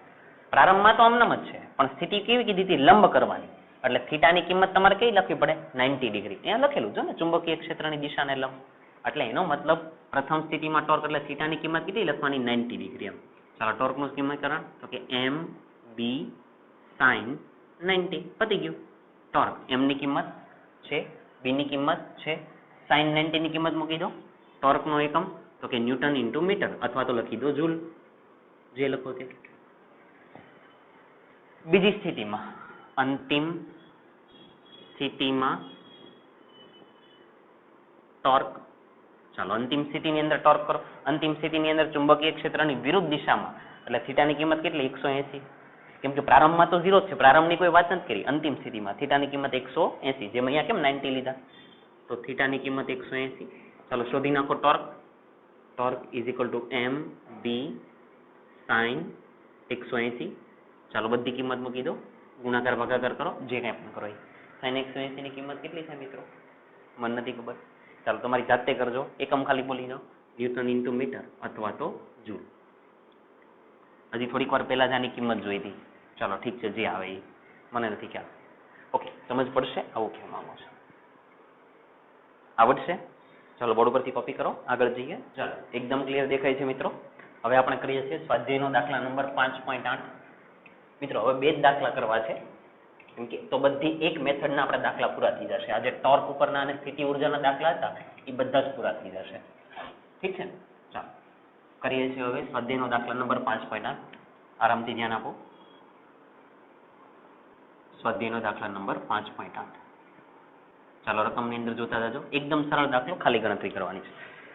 5.8 2000 આટા, ચાલો આટાની કિંમત આપી દીધી છે n ની કિંમત, એટલે n બરાબર 2000. આગળ વાંચો 2000 આટા અને 1.6 ગુણ્યા 10 ની -4 મીટર સ્ક્વેર જેટલું આડછેદનું ક્ષેત્રફળ. આડછેદનું ક્ષેત્રફળ 1.6 ગુણ્યા 10 ની -4 લખી નાખો. a ઇઝ ઇક્વલ ટુ 1.6 ગુણ્યા 10 ની -4 મીટર સ્ક્વેર. આગળ જાઓ, આડછેદનું ક્ષેત્રફળ છે આવું કીધું છે.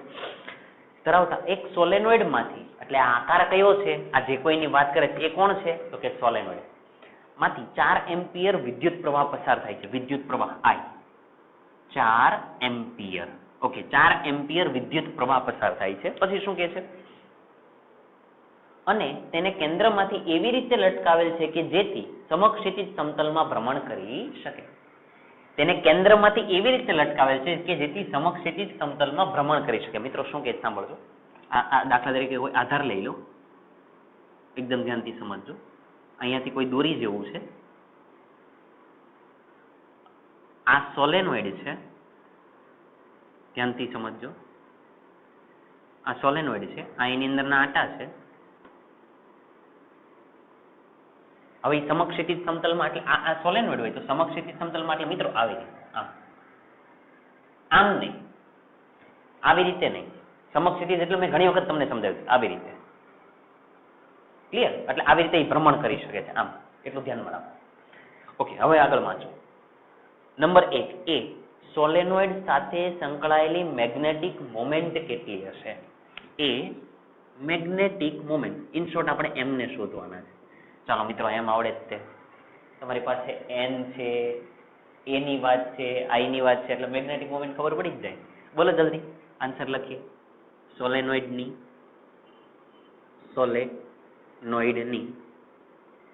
મેગ્નેટિક મોમેન્ટ વારંવાર આપણે સમીકરણનો ઉપયોગ કરીએ છીએ. m ઇઝ ઇક્વલ ટુ લખાય I ઇન્ટુ a, પણ આટાની સંખ્યાની વાત કરેલી હોય એટલે n. ચાલો, મેગ્નેટિક મોમેન્ટ n છે તો કે છે I છે તો કે છે a છે તો કે છે બધા જ છે. એકમ બોલો એમ્પિયર ઇન્ટુ મીટર સ્ક્વેર. પતી ગયું. એ ભાગ પૂરો થઈ ગયો. બી ભાગ સમજજો મિત્રો. બી ભાગ છે ને ઇન્ટરેસ્ટિંગ છે, જોજો શું કે છે, ધ્યાનથી સાંભળો. જો સોલેનોઇડની અક્ષ સાથે 30 ડિગ્રીનો કોણ બનાવતી દિશામાં, સોલેનોઇડની અક્ષ સાથે 30 ડિગ્રીનો કોણ બનાવતી દિશામાં, 30 ડિગ્રી એટલે થીટા આપેલા છે, એટલું ધ્યાનમાં રાખો. થીટા બરાબર 30 ડિગ્રી આવું આપેલું છે, આટલું ધ્યાનમાં રાખો. સોલેનોઇડની અક્ષ સાથે, મિત્રો અક્ષ એટલે આને કહેવાય અક્ષ. હવે વાંચતા જજો અંદર. સોલેનોઇડની અક્ષ સાથે 30 ડિગ્રીનો ખૂણો બનાવતી દિશામાં 7.5 ગુણ્યા 10 ની -2 ટેસ્લા જેટલું નિયમિત સમક્ષિતિજ ચુંબકીય ક્ષેત્ર ઉત્પન્ન કરવામાં આવે. કેટલા ટેસ્લા છે પેલા એ લખી નાખો. 7.5 ગુણ્યા 10 ની -2. B ઇઝ ઇક્વલ ટુ 7.5 ગુણ્યા 10 ની -2 ટેસ્લા જેટલું સમક્ષિતિજ ચુંબકીય ક્ષેત્ર ઉત્પન્ન કરવામાં આવે. મિત્રો એ શું કહે છે સાંભળજો. આ એની અક્ષ છે. કોઈ ચુંબકીય ક્ષેત્ર સમક્ષિતિજ એવી રીતે આપવાનું કે એની અક્ષ અને ચુંબકીય ક્ષેત્ર એની વચ્ચે ખૂણો કેટલાનો બને?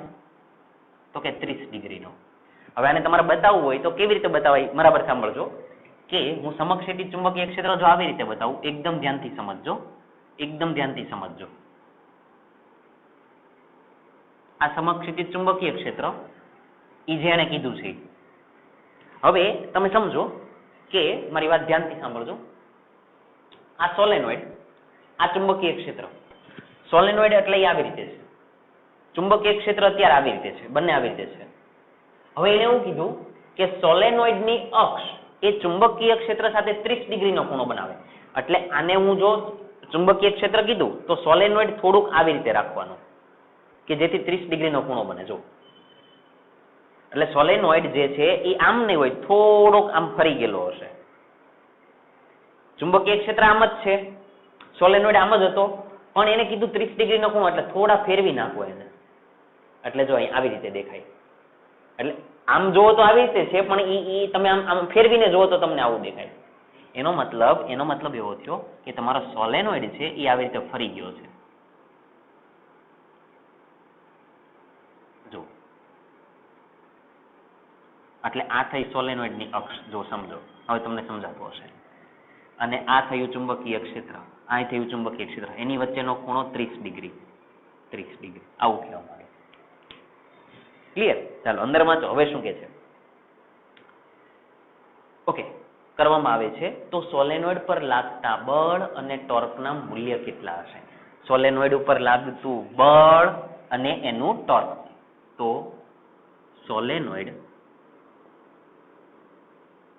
પર લાગતું બળ અને ટોર્કના મૂલ્ય શોધો. મિત્રો થોડું જો તમને યાદ આવતું હોય તો થોડું યાદ કરવાનો પ્રયત્ન કરો કે સોલેનોઇડ છે એ ચુંબક તરીકે જ વર્તે. સોલેનોઇડ છે એ કોના તરીકે વર્તે? ચુંબક તરીકે. માની લો કે પ્રવાહ મેં આવી રીતે લીધો છે, પ્રવાહ આવી રીતે ગોળ ગોળ ફરે છે. સમજો, મારો હાથ ફરે સમજો આવી રીતે. તો પ્રવાહની દિશામાં આંગળી ગોઠવી દો તો આ બાજુ N ધ્રુવ બને અને આ બાજુ S બને. તો આ તો ચુંબક જેવું જ થઈ ગયું. બાહ્ય ચુંબકીય ક્ષેત્ર ક્યાં હોય? તો કે N થી S. તો એનો મતલબ આ N અહીંયા S એટલે એક બળ આ તરફ લાગે, આ S આ N એટલે એક બળ આ તરફ લાગે. બંને બળ સમાન મૂલ્યના અને વિરુદ્ધ દિશામાં. મિત્રો સમાન મૂલ્યના અને વિરુદ્ધ દિશામાં એટલે એની ઉપર હકીકતમાં બળ લાગે નહીં. તમે એમ કીધું કે આ તરફ જેટલું એમ કહો કે 5 ન્યૂટન બળ લાગે તો આ તરફ પણ કેટલું લાગે? 5 જ લાગે. સમજાય છે? એટલે બંને બળ સમાન મૂલ્યના પરસ્પર કેવા દિશામાંથી? વિરુદ્ધ દિશામાં. એટલે હકીકતમાં બળ તો લાગે જ નહીં. ક્લિયર? તો લખીએ, અહીંયા લખીએ. આ તો આપણે વારંવાર અને આ ગધિયા ચુંબક જેવી જ વાત થઈ ગઈ ને. જો ને ગધિયા ચુંબક જેવું જ દેખાય. જો ક્લિયર? લખીએ. અહીં સોલેનોઇડના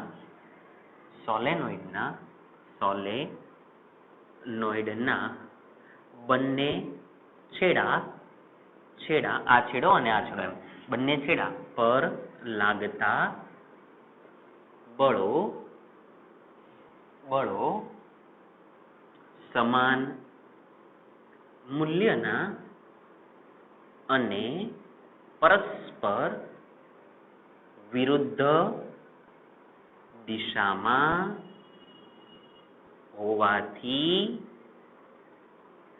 તેના પર લાગતું બળ શૂન્ય થશે.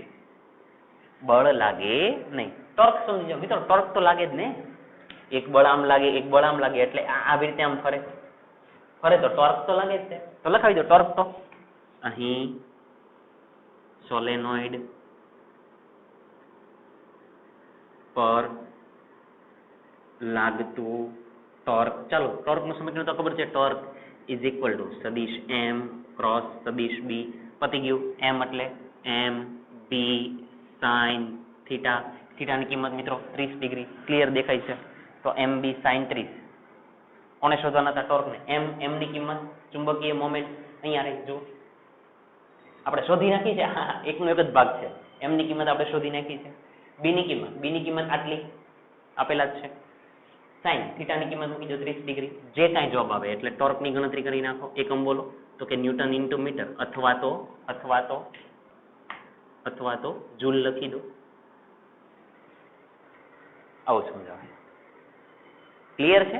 ચાલો હવે એકદમ સીધો સાદો દાખલો સ્વાધ્યાયનો દાખલા નંબર કરીએ છીએ. આટલામાં આવી જશે આરામથી. સ્વાધ્યાયનો દાખલા નંબર 5.9 એકદમ સીધો દાખલો જે ભણી ગયા છો એનો જ દાખલો ગણવાનો છે. ચાલો ધ્યાન આપજો. ઓકે, 16 આંટા અને 10 સેન્ટીમીટર ત્રિજ્યા ધરાવતું એક વર્તુળાકાર ગૂંચળું. 16 આંટા એટલે n. ચાલો n ની કિંમત 16 છે. ચાલો પછી કેટલા સેન્ટીમીટર ત્રિજ્યા કીધી? જોતા જાજો. 16 આંટા અને 10 સેન્ટીમીટર ત્રિજ્યા ધરાવતું એક વર્તુળાકાર ગૂંચળું. મિત્રો 10 સેન્ટીમીટર ત્રિજ્યા એટલે r બરાબર 10 સેન્ટીમીટર. પણ એક વસ્તુ સમજો, સેન્ટીમીટરમાં આપણને કોઈ ઇન્ટરેસ્ટ નથી એટલે r ઇઝ ઇક્વલ ટુ 10 ગુણ્યા 10⁻². મીટર. સમજાય છે ને? ચાલો પછી આગળ વાંચો. એક વર્તુળાકાર ગૂંચળું 0.75 એમ્પિયર વિદ્યુત પ્રવાહ ધરાવે છે. એક ગૂંચળું છે એ 0.75 એમ્પિયર પ્રવાહ ધરાવે છે. એટલે વિદ્યુત પ્રવાહ I બરાબર 0.75 એમ્પિયર. ઓકે, ગૂંચળું છે એ પ્રવાહ ધરાવે છે. જાવ આગળ. અને 5 ગુણ્યા 10⁻². ટેસ્લાના મૂલ્ય ધરાવતા બાહ્ય ચુંબકીય ક્ષેત્રને લંબ રૂપે સ્થિર છે. ચુંબકીય ક્ષેત્ર આપેલું છે, પહેલા લખી નાખો. કેટલું ચુંબકીય ક્ષેત્ર આપેલું છે? તો કે 5 ગુણ્યા 10⁻² ટેસ્લા. હવે એકદમ પેલા સમજી લો એ શું કહેવા માંગે છે. જો એક ગૂંચળો આપેલું છે, એની ત્રિજ્યા આટલી છે 10 સેન્ટીમીટર, એને બાહ્ય ચુંબકીય ક્ષેત્રને લંબ રૂપે મૂકેલું છે, એટલે આવી રીતે બાહ્ય ચુંબકીય ક્ષેત્ર એટલે જોજો બતાવું,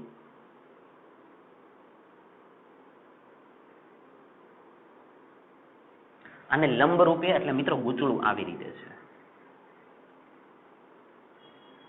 હું આવું કહેવા માંગુ છું. સમજાય છે? એક વસ્તુ સમજજો, એને બાહ્ય ચુંબકીય ક્ષેત્ર કીધું એટલે આમ થયું, અને લંબ એટલે મિત્રો આવી રીતે જો એને લંબ થયા. આમ હોય તો સમક્ષિતિજ કહેવાય. બાહ્ય ચુંબકીય ક્ષેત્ર છે આમ, આમ મૂકું તો સમક્ષિતિજ કહેવાય, આમ મૂકું તો લંબ કહેવાય. એટલે એને આવી રીતે મૂકેલું છે, આવી રીતે. એટલે મેં આવી રીતે બતાવ્યું. ક્લિયર? ચલો હવે રકમની અંદર શું કહે છે વાંચતા જાઓ. ક્ષેત્રની દિશાને લંબ, ક્ષેત્રની દિશાને લંબ, ક્ષેત્રની દિશા આમ છે તો એને લંબ એટલે આમ થયા, એટલે આમ સીધી રેખાની વાત કરે છે. લંબ એટલે આવી રીતે, ક્ષેત્ર આમ છે તો એને લંબ એટલે આ રીતે વાંચો. ક્ષેત્રની દિશાને લંબ અને ગૂંચળાના સમતલમાં રહેલી અક્ષને અનુલક્ષીને ગૂંચળું મુક્ત ભ્રમણ કરી શકે. ક્ષેત્ર આમ છે એને લંબ, હવે એ મુક્ત ભ્રમણ કરી શકે છે, એટલે મિત્રો એ આવી રીતે ભ્રમણ કરે છે, એ આવું કે છે. આવી રીતે નહીં, આવી રીતે નહીં, આવી રીતે ભ્રમણ કરે છે. ક્લિયર? મુક્ત ભ્રમણ કરી શકે છે. તો હવે આગળ વાંચો. જ્યારે ગૂંચળાને થોડુંક ઘુમાવીને છોડી દેવામાં આવે ત્યારે તેની સ્થિર સંતુલન સ્થિતિની આસપાસ 2 સેકન્ડ ઇન્વર્સ આવૃત્તિથી દોલન કરે છે. 2 સમજો બરાબર, 2 સેકન્ડ ઇન્વર્સ આવૃત્તિથી દોલન કરે છે. મિત્રો સેકન્ડ ઇન્વર્સ અને આવૃત્તિ કીધું છે એટલે એનો મતલબ તમને f ની કિંમત આપેલી છે 2. સેકન્ડ ઇન્વર્સ એટલે 1/સેકન્ડ, અને મિત્રો 1/સેકન્ડ હોય તો એને તો કહેવાય હર્ટ્ઝ. 1/સેકન્ડ જે છે, 1/સેકન્ડ જે છે મિત્રો એને જ કહેવાય હર્ટ્ઝ. ટૂંકમાં તમને આવૃત્તિ આપેલી છે f બરાબર 2 હર્ટ્ઝ. આગળ જાઓ, ધ્યાન આપજો. તો ગૂંચળાની તેની ભ્રમણ અક્ષને અનુલક્ષીને જડત્વની ચાકમાત્રા કેટલી હશે? શું શોધવાનું છે? જડત્વની ચાકમાત્રા. મિત્રો જો વિદ્યુત પ્રવાહ એટલે I, જડત્વની ચાકમાત્રા ને પણ I કહેવાય. પણ હવે એક કામ કરું, જડત્વની ચાકમાત્રાને હું I' કહી દઉં. આને તમારે શોધવાના છે જડત્વની ચાકમાત્રા. અહીંયા I એટલે તો કે વિદ્યુત પ્રવાહ. મને એવું હતું કે આટલાની અંદર દાખલો આવી જશે, પણ આટલાની અંદર તો ખાલી રકમ જ આવી છે. સૂત્ર એકદમ નાનું છે મિત્રો, ખાલી કદાચ તમને જો ધ્યાનથી સમજો ને તો તમને જવાબ આવડી ગયો હશે. થોડું સમજો ને તો, કેમ કે જડત્વની ચાકમાત્રાનું એક જ સમીકરણ છે. જડત્વની ચાકમાત્રા શોધવી છે, ચુંબકીય ક્ષેત્રની વાત છે, મેગ્નેટિક મોમેન્ટની અંદર વાત થઈ જશે. જો અહીંયા ત્રિજ્યા આપેલી છે, જડત્વની ચાકમાત્રા શોધવી છે ને, ચુંબકીય ક્ષેત્રની અંદર ગૂંચળું છે, તો એવું સમીકરણ કયું? ચાલો આન્સર લખીએ, યાદ કરો તો. એવું કયું સમીકરણ છે કે જેની અંદર જડત્વની ચાકમાત્રા? તો કે આવર્તકાળના સમીકરણની અંદર. તો શું લખાય? અહીં ગૂંચળાનો આવર્તકાળ મિત્રો આવર્તકાળનું સમીકરણ તો કે T = 2π √I/mb. મેં શું કામ આ સમીકરણ મૂક્યું મિત્રો? એક કોમન વસ્તુ છે કે જડત્વની ચાકમાત્રા માટે તો આ જ સમીકરણ છે ખાલી. અને જડત્વની ચાકમાત્રા છે એટલે હું I' કહી દઉં અહીંયા. ઓકે, ચલો હવે સમજીએ. જડત્વની ચાકમાત્રાને શોધી છે તો બંને બાજુ વર્ગ લઈ લો તો શું લખાય? તો કે T² = 4π² બ્રેકેટની અંદર I' m × b. I' ને સૂત્રનો કરતા બનાવો, જેટલું સરળ લાગે એવું નથી, થોડું સમજી લેજો. I' ને સૂત્રનો કરતા બનાવો તો આ બંને ગયા ઉપર, આ બંને આવી ગયા નીચે, એટલે T² mb / 4π². હવે મેન કામ ચાલુ થયું. જોજો I' થોડું સમજીએ. m છે, મેગ્નેટિક મોમેન્ટ ચેક કરો તો નથી, મેગ્નેટિક મોમેન્ટ નથી. જો પણ મળી જાય. મેગ્નેટિક મોમેન્ટ એટલે I × A. થોડું સમજજો, મેગ્નેટિક મોમેન્ટ મારે શોધવું હોય. મેગ્નેટિક મોમેન્ટ એટલે magnetic moment m = I × A. બોલો આવું કહેવાય? આટાની કઈ વાત કરેલી છે તો અહીંયા n લખવા પડે. હવે સમજજો, આ m બેઠા n ની કિંમત આપેલી છે, તમે કિંમત મૂકજો. I એટલે વિદ્યુત પ્રવાહ એ પણ આપેલો છે. એ મિત્રો આ ગૂંચળું છે, ગૂંચળાના ક્ષેત્રફળનું સમીકરણ તો કે પાઈ આર સ્ક્વેર. હવે તમને સમજાતું હશે પાઈ આર સ્ક્વેર, અને એટલે ત્રિજ્યા આપેલી છે જો. ક્લિયર? તો હવે બધી કિંમત છે જો, n છે, I છે, પાઈ તો હોય જ તે, અને r પણ છે, r પણ છે. તો બધા આપેલા છે એટલે પહેલા તમને m ની કિંમત મળશે, એમ્પિયર ઇન્ટુ મીટર સ્ક્વેર. થોડું સમજજો. એટલે એ m ની કિંમત તમે અહીંયા મૂકશો. હજી પાછા આગળ જાઓ, b છે, b તો છે જ તે, ચાલો 4, પાઈ છે, પાઈ છે જ તે. પણ મિત્રો હજી આવર્તકાળને સમજો, આવર્તકાળ t નથી જો, તો હજી t ને લાવવા પડશે. હવે થોડું સમજો, આ કોણ આપેલી છે? આવૃત્તિ. મિત્રો આવૃત્તિ અને આવર્તકાળ એકબીજાના વ્યસ્ત છે, એટલે હું એ લખાવ્યું છું. આવર્તકાળ ઇઝ ઇક્વલ ટુ 1 આવૃત્તિ. આવું તો સમીકરણ છે જ તે. આવર્તકાળ એટલે t બેઠા 1 આવૃત્તિની કિંમત તો કે 2 આવું કેવું માંગુ છું, એટલે 0.5 1/2 એટલે 0.5. આવર્તકાળ એટલે સમય એટલે સેકન્ડ, એટલે આવર્તકાળ મળી ગયો. તો આને આપી દો સમીકરણ નંબર 1. તો m ની કિંમત અહીંયામાં મૂકવાની, t ની કિંમત અહીંયામાં મૂકવાની, b ની કિંમત આ બાજુથી આમાં મૂકવાની, બધી કિંમત અંદર મૂકો એટલે આવે i ડેશ. તો અહીંયા લખી નાખ્યા. હવે t અલ્પવિરામ m અલ્પવિરામ b ની કિંમત સમીકરણ 1 માં મૂકતા, ચાલો બધી કિંમત આની અંદર મૂકશો તમે, તો i ડેશ એટલે જડત્વની ચાક માત્રા ઇઝ ઇક્વલ ટુ બધી કિંમત મૂકો, ગુણાકાર ભાગાકાર કરો, જવાબ લાવો, એકમ બોલો. મિત્રો એકમ આવી ગયું તો જડત્વની ચાક માત્રા મેં તમને કીધું હતું, યાદ રાખો. શું આવે? Kilogram into metre square. આવું સમજો. ફાઇનલી આજે આપણે ઘણા બધા દાખલા ગણ્યા, પણ બધા દાખલાની અંદર સમીકરણ કોમન જ, 3 જ સમીકરણ વાપર્યા. ટોર્કનું, સ્થિતિ ઉર્જાનું અને આવર્તકાળ. ક્લિયર છે? વચ્ચે વાળા જે અમુક દાખલા ચાલે એ ખૂબ જ અગત્યના દાખલા છે, એને બરાબર રિવિઝન. ઠીક છે?